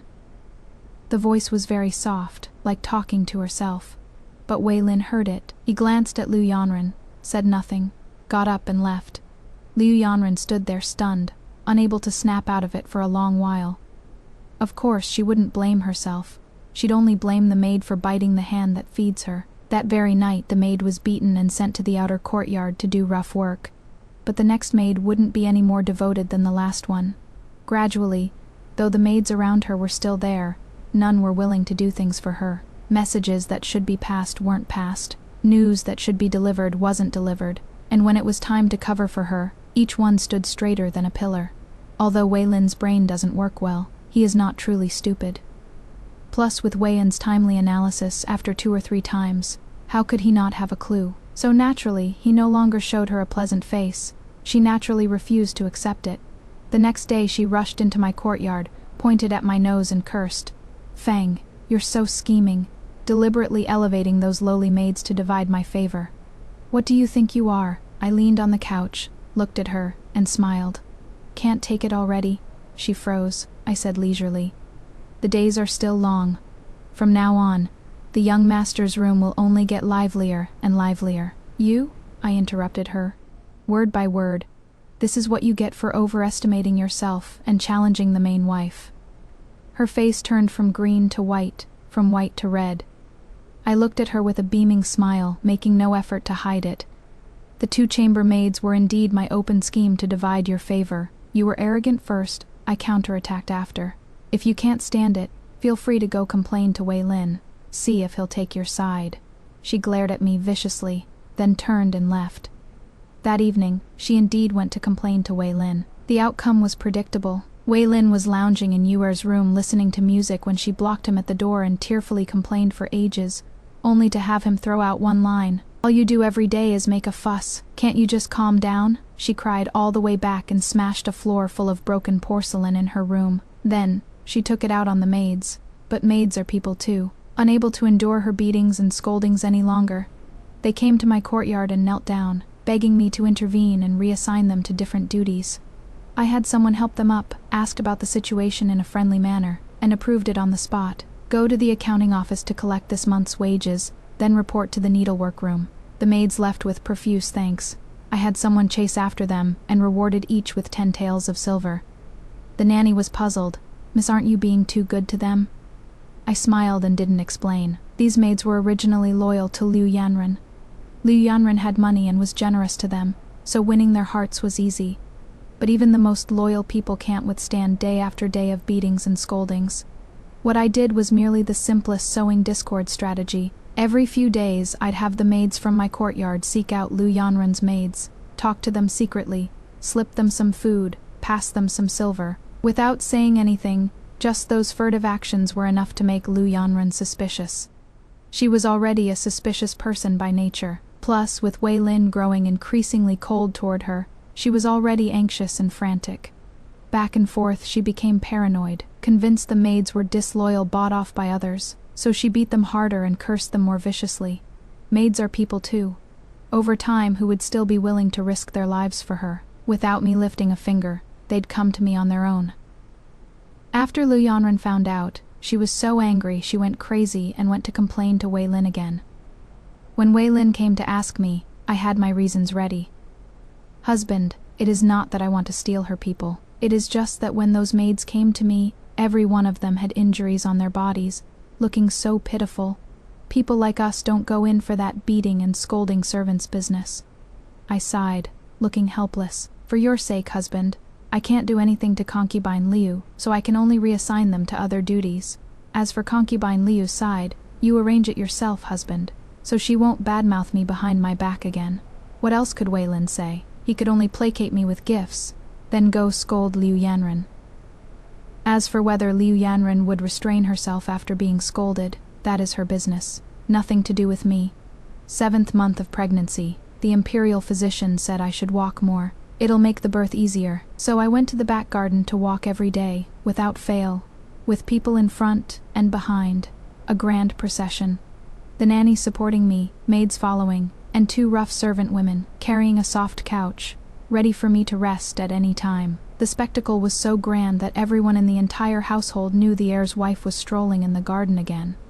Liu Yanren's courtyard was right next to the back garden. Every time I took a walk, I had to pass by her courtyard gate. At first she hid and didn't come out, but later she couldn't help it and stood at the gate watching, that look in her eyes staring straight at my belly, as if she wanted to gouge a hole in that protruding place.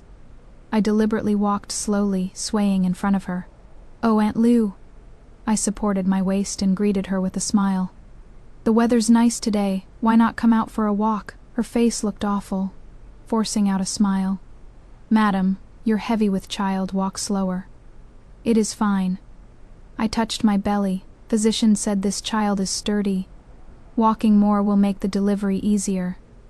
Her gaze fell on my belly, unable to look away. Nanny said smugly, "Speaking of which, it is strange. This pregnancy hasn't troubled Madam at all. Experienced people say this is a child coming to repay kindness. Madam is truly blessed, unlike some people who find it an eyesore every day." Her face changed. I smiled and walked away, supporting Nanny. Behind me, that gaze felt like it would burn 2 holes through my back. A few days later, I went again. This time she was sitting in the courtyard. Across the low wall, I could see her face so gloomy it could drip water. I deliberately walked to the wall, supporting my waist, catching my breath. "Nanny, do you think if this child is safely born, the young master will be happy?" Nanny understood, saying loudly, "Of course, Madam is carrying the Duke's Manor's legitimate eldest grandson, so precious. When he is born, the Duke and young master will be so delighted." From the other side of the wall came the sound of porcelain shattering. I smiled and continued walking, supporting Nanny. After walking a few steps, I suddenly turned back and said loudly toward the wall, "Aunt Liu, if you're not feeling well, don't come out. If something happens, I can't take responsibility." There was silence on the other side of the wall for a moment, then suddenly a figure rushed out. Liu Yanren's face was flushed red, her eyes bloodshot, charging straight at me. "Fang, I'll fight you to the death." The maids beside me were prepared. 2 old servants grabbed her from left and right, pinning her in place so she couldn't move. I stood there, hand on my waist, watching her struggle. "What are you doing, Aunt Liu?" I looked innocent. "I'm kindly showing concern for you, and you want to fight me." "Stop pretending." She struggled, her hair coming loose. "You parade around in front of me every day. Aren't you just showing off your belly?" I laughed. "That is right, I am showing off. So what?" She froze. I leaned in closer, lowering my voice to a volume only she could hear. "Your belly can't deliver. Whose fault is that? Blame your own lack of fortune. What is in my belly is the legitimate eldest son, and yours. Yours can only be a bastard son, forever beneath my sun." Her whole body trembled, her eyes blood red. That was a look of hatred. I straightened up and waved my hand. "All right, let her go." Aunt Liu acted impulsively for a moment. "I won't hold it against her." The old servants released their grip. She staggered back 2 steps, standing there like a frost-bitten eggplant. I supported the nanny and walked slowly. After a few steps, I looked back at her. She was still standing there, motionless. That silhouette looked like a volcano about to erupt. 9 months pregnant past the due date. The baby still showed no signs. The imperial physician took my pulse and pondered for a moment. "Madam's pulse is stable. If there is still no movement in a few days, we can use labor-inducing medicine." I nodded. Having made up my mind 3 days later, I went to stroll in the back garden again. This time the procession was even bigger. 2 maids led the way in front, 2 nannies supported me from behind, with 4 rough servant women following on both sides. A grand parade, like parading through the streets. Liu Yanren's courtyard gate was open. She stood at the doorway watching me approach. This past month she had lost a lot of weight. Her cheekbones protruded, her eye sockets sunken, her whole person like a flower drained of moisture. But those eyes were unusually bright. That brightness was full of hatred. I walked up to her and stopped. "Concubine Liu, long time no see." She didn't speak, just stared at my belly. I touched my belly and sighed.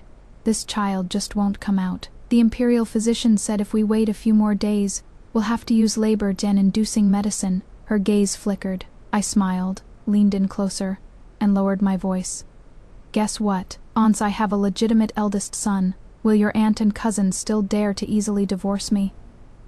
Her face instantly twisted, then turned red. Fang Shi, her whole body trembled, her voice changed pitch. You've gone too far." I smiled and took a step back. "What? Want to get physical? Last time you tried that, it didn't work out well for you." She completely lost her composure. Driven by desperation, she suddenly rushed over, both hands pushing hard toward my belly. The maids by my side were already prepared, all stepping forward to block her. But the instant her fingertips touched my clothes, I deliberately fell backward.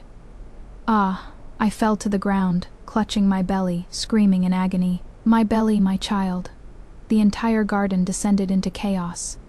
The nanny rushed over to help me up. The maids screamed as they went to call for help.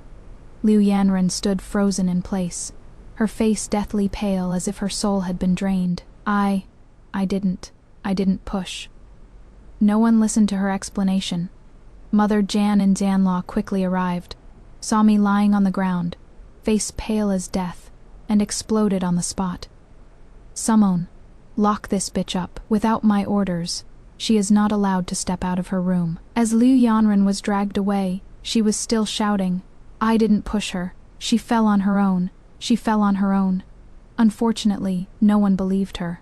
I wailed in the delivery room for a full 13 hours, wailed so loud it could be heard in both the front and back courtyards. Mother Jianin Jianlaw was pacing anxiously outside, Wei Lin walking back and forth until the floor tiles were nearly worn smooth. Although the Duke didn't show his face, he sent people to inquire 3 times and cursed Wei Lin and his mother until they were thoroughly humiliated, and took back part of Mother Jianin Jianlaw's household management authority. Mother Jianin Jianlaw had grievances she couldn't voice, cursing me for wandering around everywhere, cursing Wei Lin for being thoughtless, cursing Liu Yanren for causing trouble. No one knew that those wailing sounds were performed by me in coordination with a few trusted nannies. I lay on the birthing bed, leisurely eating bird's nest soup, letting out a few wails every so often. The midwife was someone I found from outside, very tight-lipped. The dowry nanny guarded the door, and to anyone who asked, she'd say the same thing. Not born yet, we're anxious too. As for that fall, I touched my belly. The baby was still moving steadily inside. The imperial physician said this child was very sturdy, a fall wouldn't hurt it. As for Liu Yanren, I smiled this time. She not only needs to learn her lesson, but should also understand that when it comes to fighting with me, she is still too green. "Miss, isn't that about enough?" the nanny asked quietly. Madam outside is nearly fainting from anxiety. I swallowed the last mouthful of bird's nest soup and handed her the bowl. "About enough. Bring the labor Dan-inducing medicine." A 9-month fetus, even with labor Dan-inducing medicine, wouldn't be harmed. What comes next is the crucial part of childbirth. I've always followed the imperial physician's instructions, eating small frequent meals every day and insisting on taking walks. The experienced midwife even asserted, "The fetal position is perfect. She'll definitely give birth safely." Sure enough, labor started, and in just half a day, the child was born crying. The midwife bathed him, wrapped him in swaddling clothes, and handed him to me. I looked down at that wrinkled little face, and my heart softened for a moment. Then, I pulled out a small porcelain box from beside my pillow. "Madam, this..." The midwife's face changed. "Don't worry, it is not poison." I opened the box. Inside was a blue gray paste that smelled of herbs. "Apply it on the body. It looks like fetal toxin, but actually won't hurt anyone." The midwife's hands trembled as she gently applied it a few times on my son's body. The paste turned purple blue the moment it touched skin, looking shockingly alarming. I nodded. "All right, take him out." As soon as the delivery room door opened, Mother Jianin Jianlaw was the first to rush in. "My grandson," her words got stuck in her throat. Her face turned deathly pale. "Wei Jian, what is going on?" She pointed at the blue marks on the child's back. Her voice changed pitch. "How could this be? Mother." My voice was hoarse. "I don't know either. The child was born like this," the midwife said. The midwife said it looks like someone poisoned him while still in the womb. Mother Jianin Jianlaw swayed, nearly falling over. People in the courtyard dropped to their knees in a rush. "Madam, please see clearly. We servants know nothing." "It really has nothing to do with us servants." I looked at them, said nothing, just slowly sweeping my gaze over each person, over their trembling shoulders, their pale faces. Then I spoke, my voice so soft it seemed like it would break at any moment. "Everything I ate and used during my pregnancy was supplied by the household. If someone really tampered with it, I didn't finish." Mother Jianin Jianlaw's face had already turned ashen. Wei Lin came too. Standing at the door was the newly promoted head attendant, Wei and that Wei, and whose entire family's contracts were in my hands, whose parents and sister all held cushy positions, and who had once offended Liu Yanren. I lay in bed, face pale, extremely weak. Wei Lin stood by the bed, looking at the child, his brows knitted into a knot. What did the doctor say? The nanny looked relieved. Said it is poison from the womb. Needs slow recovery. Fortunately, the child is strong. Nothing serious. He was silent for a while, then suddenly asked, "How did you fall today?" I lowered my eyes, said nothing. Wei Lin outside the door suddenly let out an, "Ah, what are you yelling about?" Wei Lin turned to look at him. Wei Lin lowered his head, his voice neither loud nor soft. "This servant doesn't dare to say, 'Speak.'" Wei Lin hesitated, then lowered his voice. "Master, about the mistress's difficult labor.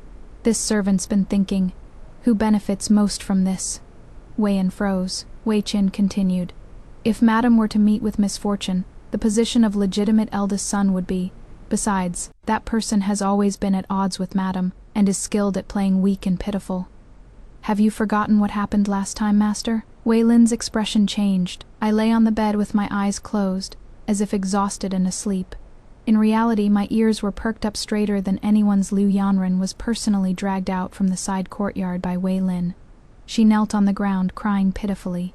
"Cousin, I really didn't. I've been confined for 3 months, and haven't stepped out of the courtyard gate even once.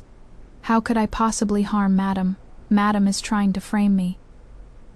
Wei Lin stood before her, looking down at her from above, his gaze frighteningly cold. "I haven't even interrogated you yet, and you've already confessed." Wei Lin's gaze was icy. "How did you know Madam was poisoned?" Liu Yanren froze. She had been confined in the side courtyard, cut off from information, but she couldn't help that my people actively fed her information.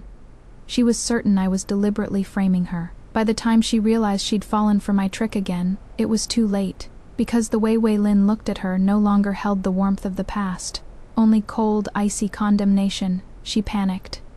"I didn't." Yu Yanren lunged forward and grabbed his leg. "Cousin, believe me, I really didn't." Wei Lin remained motionless. "Always the same old trick."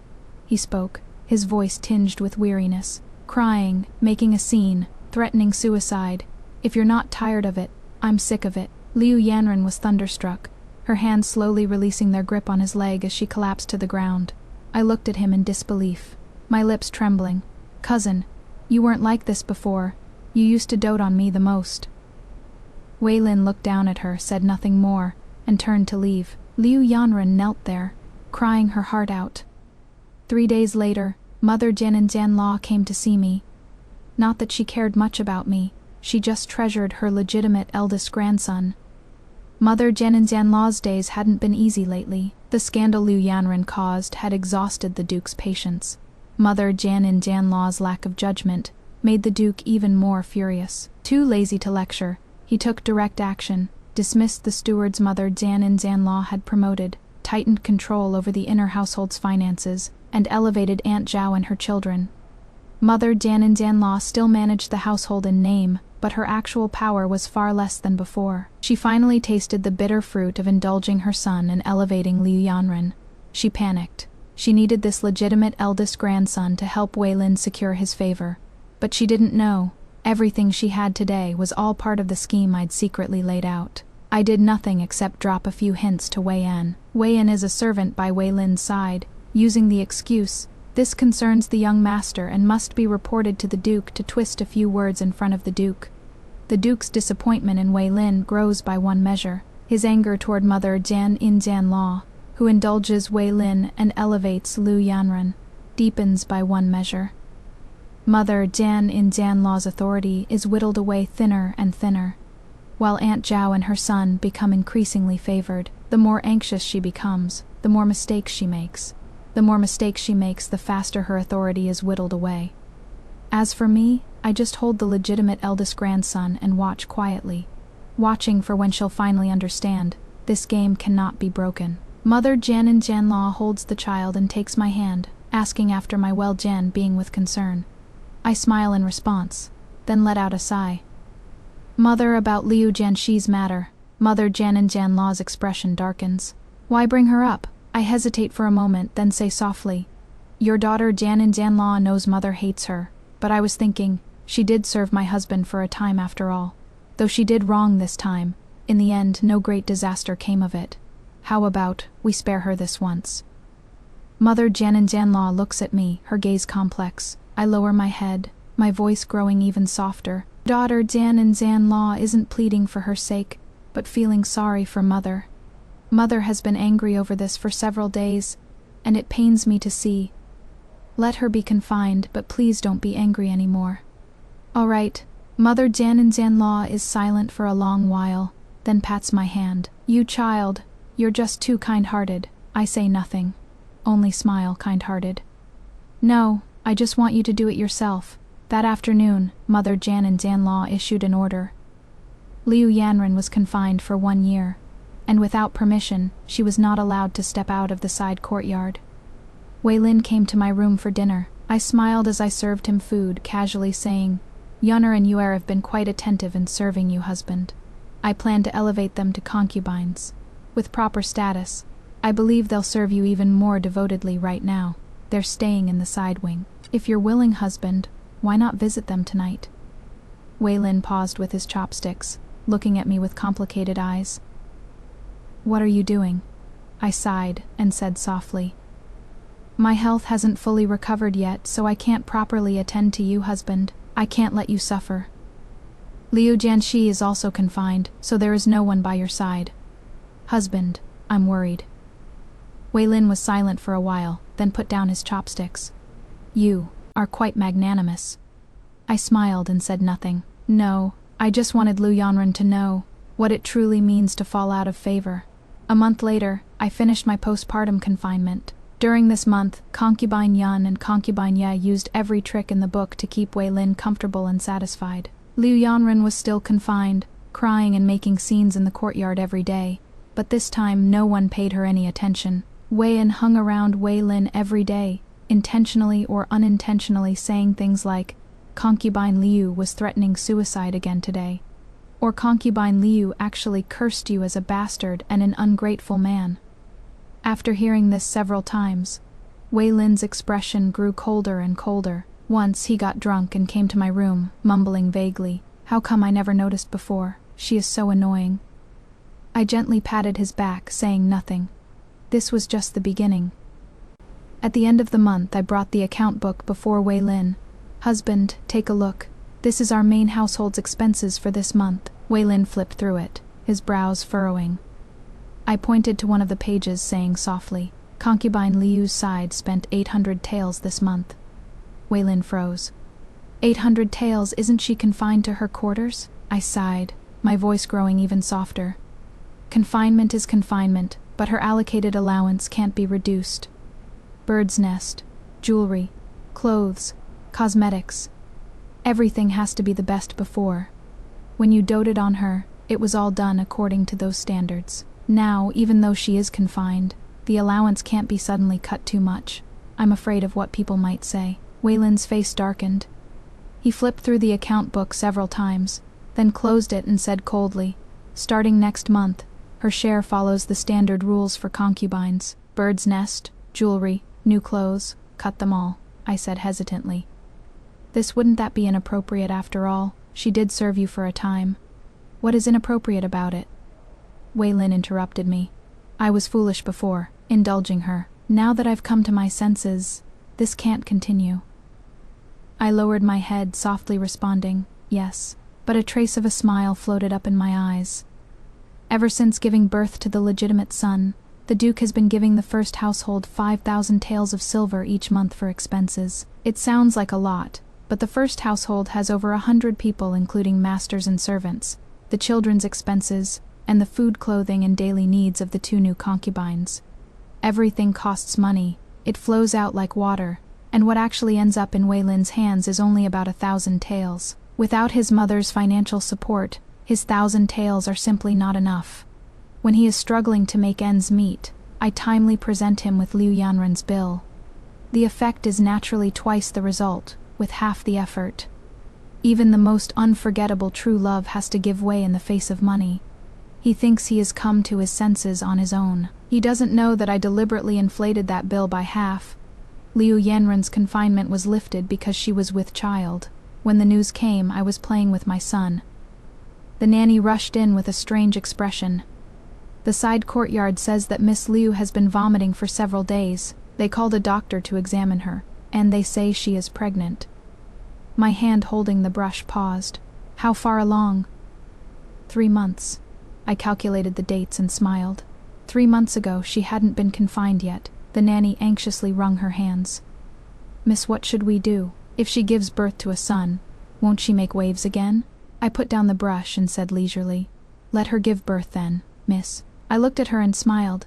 Nanny, tell me, what kind of waves can a fallen Jan from Jan favor concubine make even if she gives birth to a son? The nanny froze. I continued looking at the account book, my tone indifferent. Let her give birth. Once born, raise the child by my side, and have it recognize me as the legitimate mother. By then, aside from seeing the child twice during monthly greetings, what else can she do? Nanny thought for a moment. Her eyes lit up. Miss, brilliant idea. I smiled slightly, said nothing. 3 days later, Liu Yanren's confinement was lifted, and she moved back to her original courtyard. But after returning, she discovered everything had changed. The bird's nest was gone. The jewelry that came every 5 days was gone. The new clothes ordered monthly were also gone. Even the maids in the courtyard were reduced to just 2 rough servants. She went to Wei Lin to cry and complain. Wei Lin was lounging in Yunner's room drinking tea. After listening to her cry, he said indifferently, those things before were because I was confused. Now that I've thought it through, rules are rules. You're about to become a mother anyway. Don't cry at every little thing. Liu Yanren stood there stunned, tears still on her face, but Wei Lin had already turned his head away and continued chatting and laughing with Yunner. She stood there for a long time, and in the end could only return by herself. When the news reached my courtyard, I was nursing the child. Nanny described it all vividly, and finally laughed. Madam, you didn't see Lady Liu's expression, like she'd swallowed a fly. I looked down at the son in my arms, gently patting his back. This is what comes of being someone's concubine. Nanny paused for a moment. I raised my head, looking out the window. No matter how favored a concubine is, once she loses the man's affection, she is nothing. Food, clothing, and expenses are given by the main wife. Whether the child can be raised by her side is decided by the main wife. Even whether she can see the man depends on the main wife's mood. I handed the child to the wet nurse, stood up, and straightened my clothes. Making a favored concubine fall out of favor is a required course for being the main wife. Liu Yanren, take your time to savor this. The Duke left that winter. He passed away peacefully the night before. He had eaten half a bowl of porridge, and the next morning he didn't wake up. Aunt Zhao kept vigil all night and cried until she nearly fainted. Several illegitimate sons knelt before the spirit tablet, each with different expressions. Wei Lin, as the new Duke of Ning, wore mourning clothes and presided over the funeral rites. I stood by his side, watching him full of vigor, watching my mother Jian Law, who appeared sad, but was actually filled with satisfaction, and sighed inwardly. The real battlefield was only just beginning.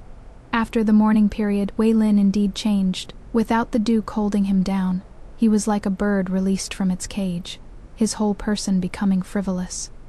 Today drinking with colleagues, tomorrow horse racing in the suburbs, the day after lingering at some banquet somewhere. He began bringing people into the household, first 2 maids, then courtesans bought from outside, then beautiful servants gifted by colleagues. In just half a year, the registry in my courtyard had 7 or 8 more names.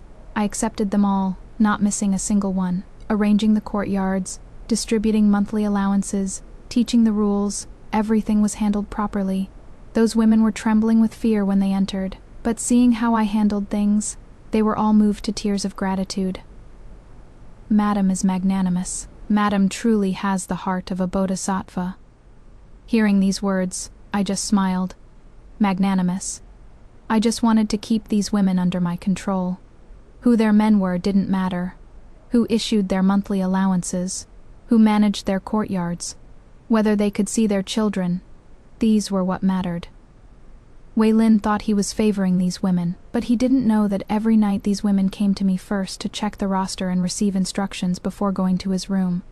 Second brother's wife was my most satisfying move.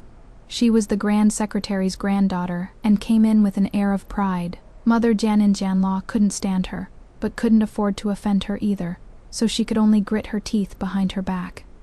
Second brother was kept under her thumb even more tightly. He didn't even dare glance at a maid. Once, second brother came to me quietly to complain that his wife was too fierce, saying he wanted to take a concubine. I looked at him and smiled. Second brother, do you want to pass the imperial examinations and enter officialdom? He froze. I continued, if you truly want to enter officialdom, you should treat your wife well. What kind of family is your in-laws? With their support, how much smoother could your path be for a concubine? To offend your wife's clan, is it worth it? Second brother was silent for a long time, then finally sighed and went back. Later he indeed never mentioned taking a concubine again, and became much more respectful toward his younger brother's wife, and the young couple gradually became harmonious. My sister in-law came to thank me. I held her hand and said softly, we women, who doesn't want a man's undivided devotion? But in this world, where are there so many devoted men? If he can respect you and yield to you, that is already good. My sister in-law's eyes reddened, and she nodded heavily. From then on, she treated me as a confidante.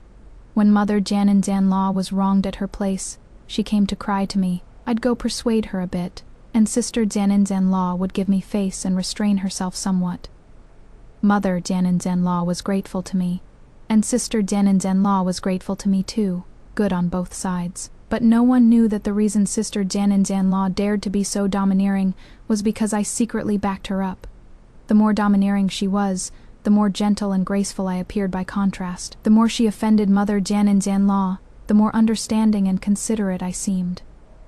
With Aunt Zhao's side, it was the same principle. She was the Duke's most favored concubine during his lifetime, bearing 2 sons and a daughter, and the daughter even married into a prestigious family. After the Duke passed away, she moved to the residence the Duke had purchased for her during his lifetime. In the new residence, she became the old matriarch. Mother in-law hated her to the bone, yet had no way to deal with her. Who told her to be so good at bearing children? 2 sons, 1 civil and 1 military, both holding respectable positions at court. Once, Aunt Zhao came to find me, saying she wanted to find a good teacher for her young grandson. I looked at her and smiled. Aunt, I understand your difficulty, but on mother in-law's side, Aunt Zhao's face changed, and just as she was about to speak, I pressed down on her hand, like this. From now on, if Aunt has anything, come talk to me first. If it can be done, I'll handle it for you. If it can't be done, we'll figure it out together. As for mother in-law's side, I paused. Aunt, don't clash with her head on. With me mediating, she won't do anything to you. Aunt Zhao was stunned for a moment, then suddenly understood. From then on, we minded our own business on the surface, but secretly we helped each other out. She wanted to secure a future for her children and grandchildren. I wanted to establish myself in the Duke's manor, each taking what we needed. In outsiders' eyes, I was the only person who could make Aunt Zhao behave herself. Mother in-law was grateful to me, and Aunt Zhao was grateful to me too. But no one knew that all that behaving was just an act put on for outsiders. Days went by like this.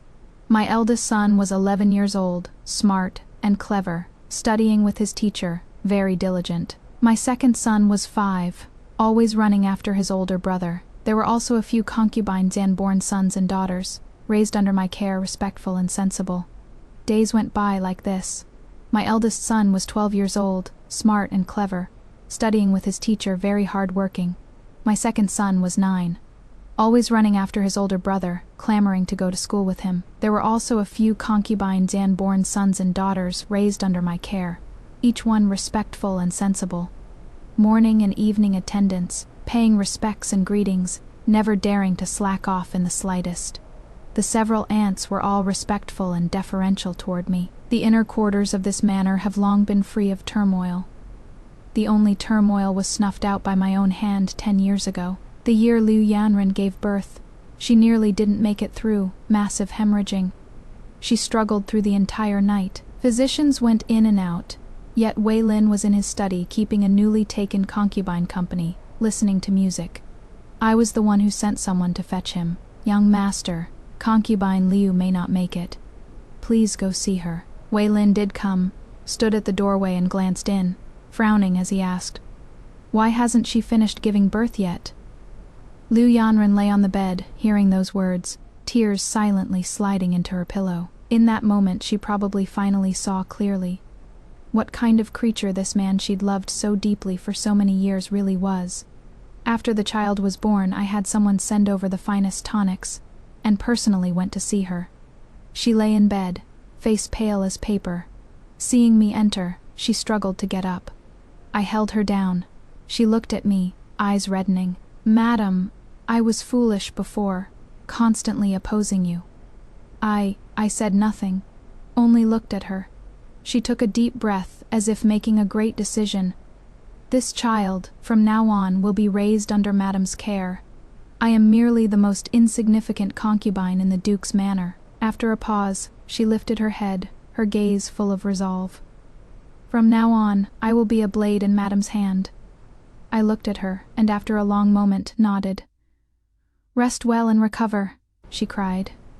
As I turned to leave, she was still crying, but in that crying there was no longer the resentment and unwillingness of the past.